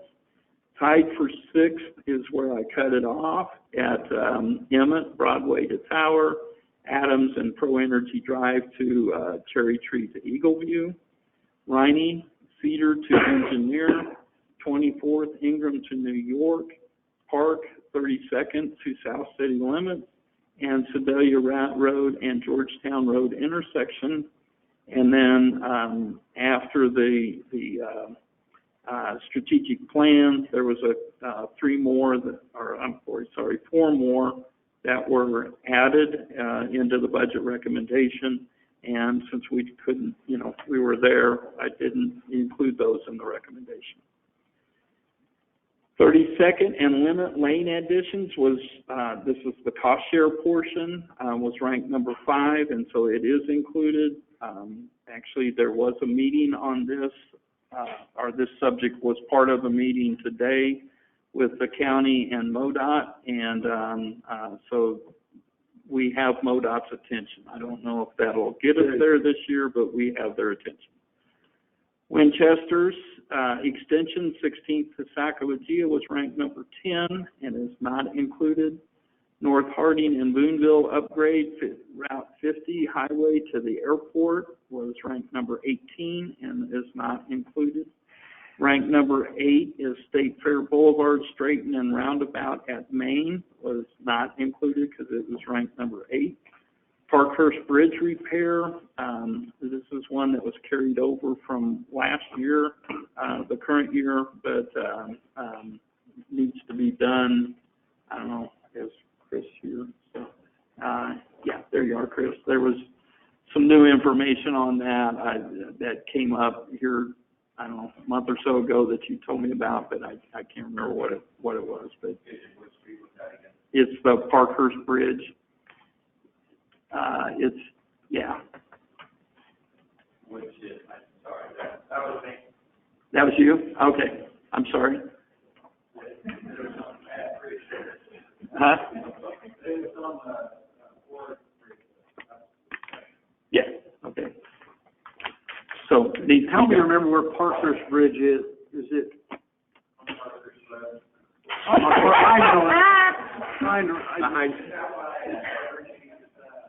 I deserve that, but. Okay. I think I know. We'll go out there tomorrow. I'll buy you lunch. Go on. Traffic light 65 in Sacagawea was ranked number 15. That also was brought up with the MoDOT conversation today too. 50 Highway, Katy Trail overpass widening, the cost share with MoDOT was ranked number 19. Tied again for 15 was 65 Highway ramps at Main Street, cost share. We also brought that up with MoDOT again today. Pro Energy to Oak Grove, extending that road across there, was ranked number 19th and was not included. The downtown lights purchase was ranked again last, and so it was not included. Airport rehabilitation, north parallel traffic taxiway and 500 runway, and that is grant supported, so will be grant dependent if we are able to get that, as well as the environmental assessment on the south part of the parallel taxiway, and those are 90% grants from the Department of Aviation, FAA or whatever. Okay, the fire engine, was again in Chief Irwin's presentation. It was a 3-year lead time. However, we would pay for it in advance to get a much cheaper price. They give us a huge discount to pay in advance. It ranked number 2, so it is included. The fire ladder truck was ranked number 3, again with a 3-year lead time at $2 million is included. This is the medical UTV and trailer that I mentioned that we was moved from the general fund to the CIP, but didn't make the cut here either. Again, Chief Irwin continues to look for a grant to be able to do that as well. Fire squads, those are on order, so when they get here, we're going to have to pay for them, so I carried that money over from the current year. The Central Fire Station replacement construction. In the current year, and this is part of this, negative here, because we carried over, we had $1.6 million budgeted this year, but then didn't spend that. We spent some of it for the design, but, didn't spend that. Also, Chief Irwin is applying for grants, so we may get 50% of that funded. But then I did it as either a COP proceeds or a grant. So I am looking at, going out to borrow the money to get that done, as well as the fire training system center. That was ranked number 4. So that's why I have the negative below it to go out for, borrow the funds for that. We also have the aquatic center, and some other projects that, Parks and Rec are looking at. So for a total of 11 million, and that would all be, borrowed funds. The Liberty Park, Boulevard angle parking design, I did include that. We priced out that it would take about $104,000 to get the design, that we need for that, and then we think we can do the majority of it in-house, but, and get it done in-house, so it would be material, but we gotta get it designed first, so. Spring Fork Lake, I considered, or I wanted to put in, some money to get design, so that we could get moving on doing some additional amenities or whatever from that survey that we did. However, when I was trying to make this balance, I didn't think we could do that, or it would hit the priorities, well enough. This is the $500,000 that's coming from the, transportation fund, and that again puts us at, basically $230,000 less than what I'd like to get us to, and a target at 40%. But it does get us at a 35% fund balance. Can I make one comment about Spring Fork Lake? Yes, sir. Could we, one time we talked about, and I really promised it would, I better watch out. I'm thoroughly convinced that if we paid for a consultant for forestry management plan, if we have a forestry management plan done by a registered consulting forester, which would be, I'm fairly certain, $4,000 to $5,000, that gives us an ability to apply, at least as a private individual, it gives me an ability to apply for grants. I'm not sure that would apply to the city, but to begin with, having a forestry management plan at Spring Fork would be worth it. And I would be glad to look into, make sure, or we would have to look to make sure that an entity like the city could also apply for grants.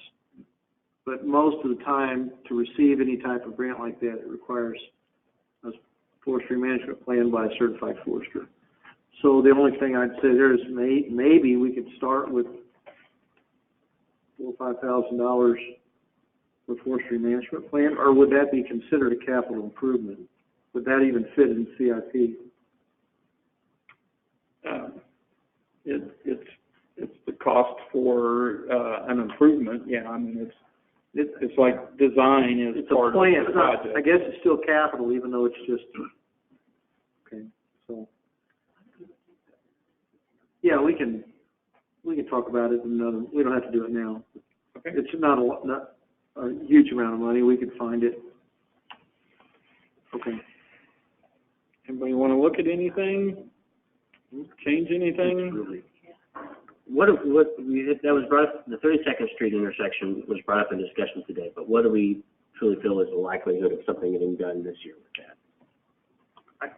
We talked to Sandy about it Right. when we were there the other day, and she said that we need to talk to the governor and really push him. Right.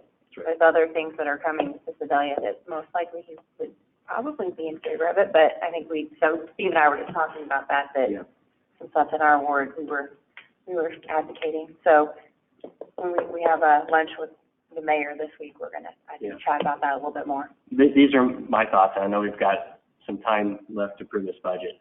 Right now, that $750,000 will just be sitting and collecting dust again this year. And this has been in the budget now and allocated for at least as long as I've been on council.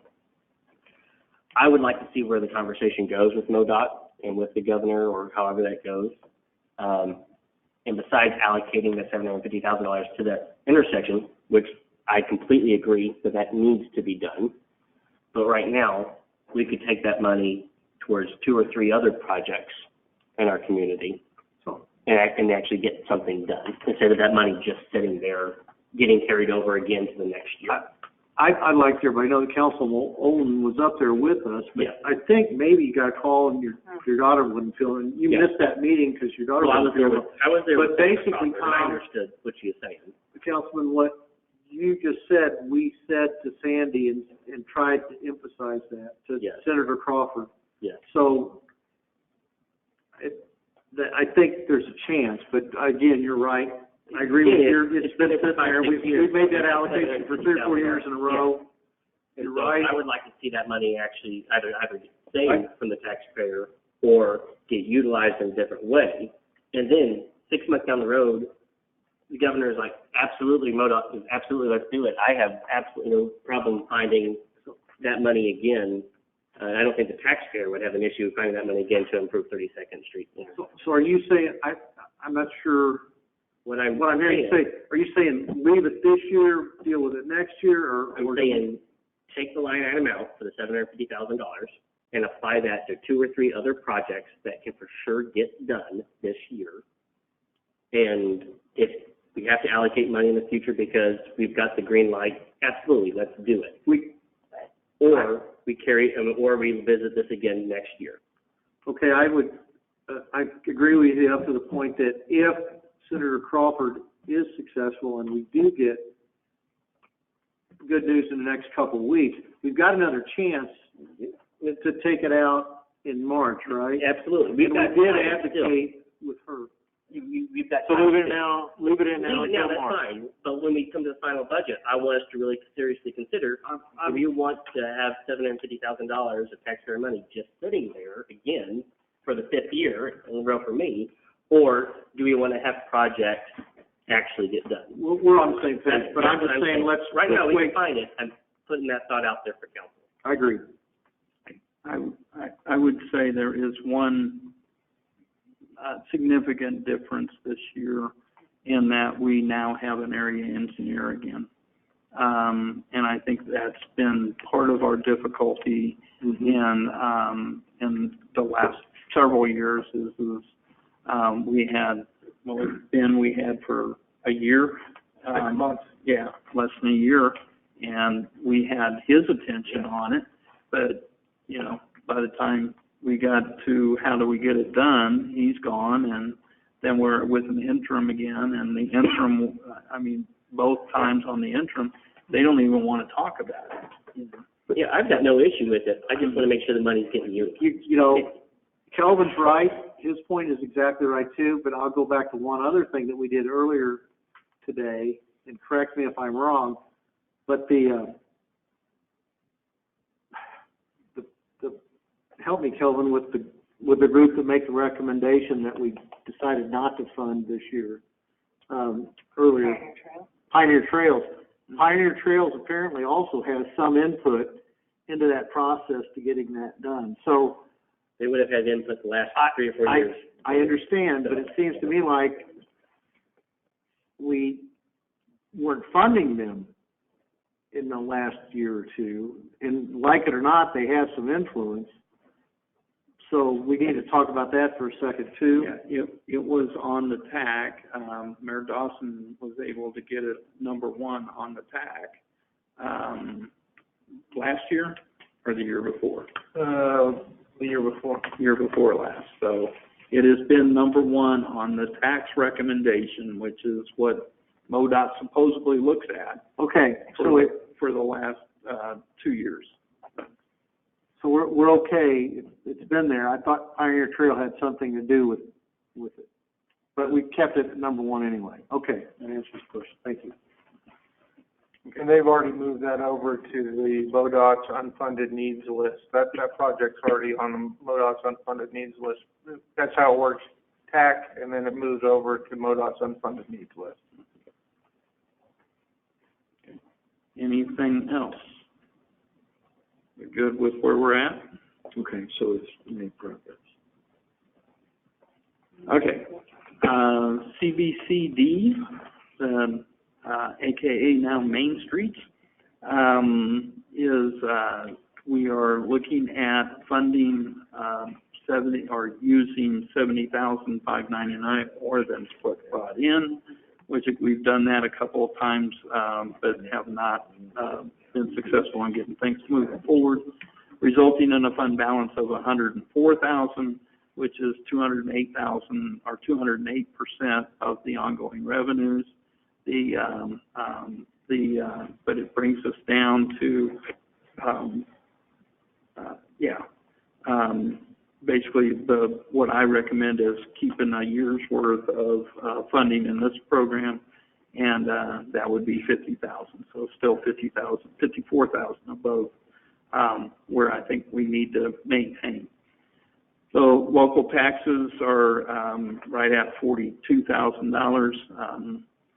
Councilman Robinson's very familiar with this fund. The interest at about $86.65, buildings and grounds maintenance at $1,500, legal and accounting at $400, property tax collections at $1,200, downtown facade program, which these next two line items is where they allocate the majority of their recommendation, which, by the way, this is the recommendation from the board. Downtown facade program at $25,000, the downtown public restrooms / shelter, $50,000 towards that. Probably won't get the deal done, but towards that. Banners and murals at $10,000.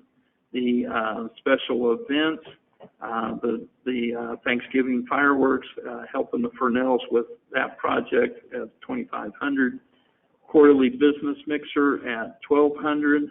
The downtown wayfinding and guerrilla marketing signage at $39.80. Scott Joplin Festival local entertainment at $2,200. The downtown maps at $1,000. Criterium Wheelman event at $4,000 supporting that event. Other events just don't know what might come up during the year. They want to allocate $2,500 for what may come up during the year. Main Street marketing, the First Thursdays promotion, including First Thursdays promotion at $7,000. Christmas parade sponsorship promotion that we talked about from the general fund, we moved that to $500 here this year or last year, and so keeping that. The property tour at $500, board member training at $2,700, and they want to do some Main Streets branding and merchandising to help promote the downtown group. And other supplies, et cetera, at $1,500, and then a volunteer recognition event at $1,000, given the total expenditures of $70,599, or the total net expenditures over revenues at $70,599. What are the downtown maps? Still lead here. John is, yeah. It's a map she's been working on with the committee, and they're wrapping it up, but it's a location map for retail businesses, for the banks, for financial investment companies, for insurance. It's everybody downtown on a map, so you can find a business on the map.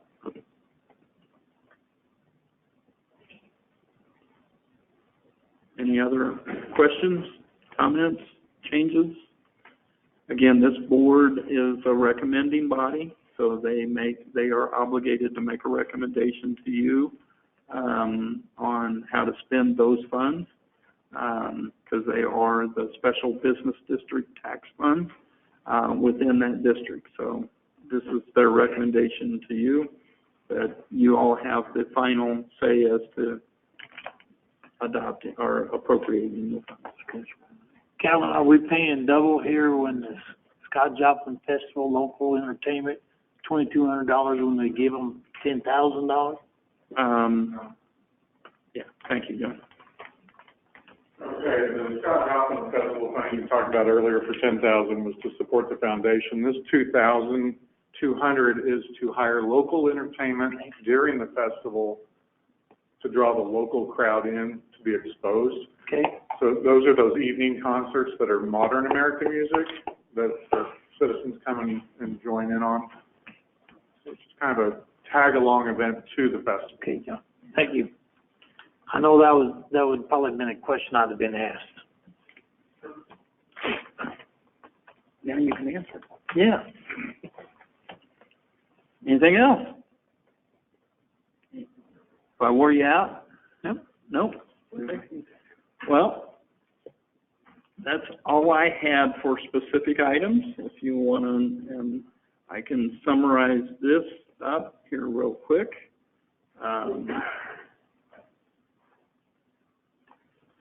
So again, I just kind of try to point out that with all of the cautions we have presented for FY25, the draft works, and in developing the budget, we often find ourselves focusing on the choosing and therefore what we are not able to do, and we'd like to, those unfunded priorities. This can cause us to lose sight of the many other great things that are funded, and more importantly, the services provided by those funds. And, again, I feel very strongly it's not about what we say no to, it's about saying yes to the right thing. So that at least helps me feel better about what we're doing. So what's next? We will incorporate the changes as directed by the consensus developed during this work session into the budget and bring back a presentation and additional input for your March 4th meeting.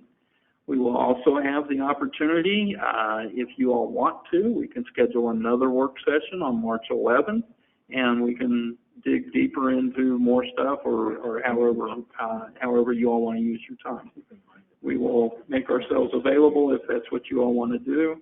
A public hearing is scheduled at the beginning of your March 18th meeting for council to hear any comments or input the citizens would like to provide regarding the budget, including utility rate increases, which we are not recommending any at this time. So, again, we appreciate the public that's been here. So if you all want to provide input, that hearing or that public meeting is scheduled at the beginning of the March 18th meeting. Council consideration for the adoption will follow the public hearings at your March 18th meeting, and if council desires more time, you don't have to adopt a budget at the 18th. If you want more time, you can delay this all the way up to March 31st. And I've said before, there is statutes that allow you, if you don't adopt a budget, that you essentially get what the feds call a continuing resolution automatically. I do not recommend that we ever even consider doing that because our credit rating will tank. The credit rating agencies will say, hey, these guys can't pass their budget, so they're not a good credit risk. So although you can do that, I certainly don't recommend it. So then what? We need to monitor and report the budget document as a document or as adopted, sets policy. It is your way of telling staff what you prioritize and what you think is important, and it gives staff the authority to go execute that budget. So it sets the legal limits that we can spend under or within. So it's very important piece that you need to do, or that of your duties as council members. Also, I'm a firm believer, as you all know, that it is also our financial plan. It's a management tool. We need to let it help us manage, not make it manage us. So as we get new information, we do have the opportunity to change the budget or change the plan as we learn more. specific strategies that I think we need to watch over the coming months and really even years is the enterprise fund sustainability, the economic development focus, again, the concept of rising tide raises all boats. And as I mentioned in the strategic plan, that you can't cut your way to prosperity forever. You have to take a more measured approach to growth coupled with cost containment strategies. And then again, the negative neighborhood revitalization strategies, as council has sent the message to us, that is a high priority to you all. And so we need to continue working in those areas. The housing, again, we know that our housing is lacking, and so we need to work to encourage housing, not directly, but encouragement. And beyond that, that is all I had for you all. Be happy to entertain any more questions or adjourn and go home. Any more questions, council, for staff? Having heard none, I'd entertain a motion to adjourn. I move adjourn. Second. All those in favor? Aye. All those opposed? Meeting adjourned. Thank you all.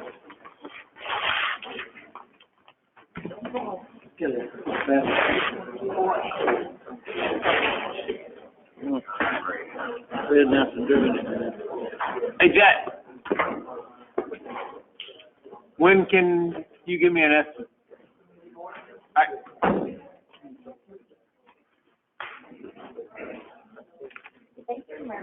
Hey, what's it about?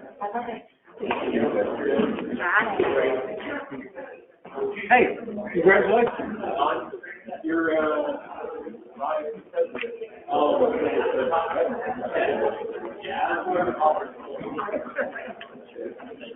I'll watch baseball if I have to.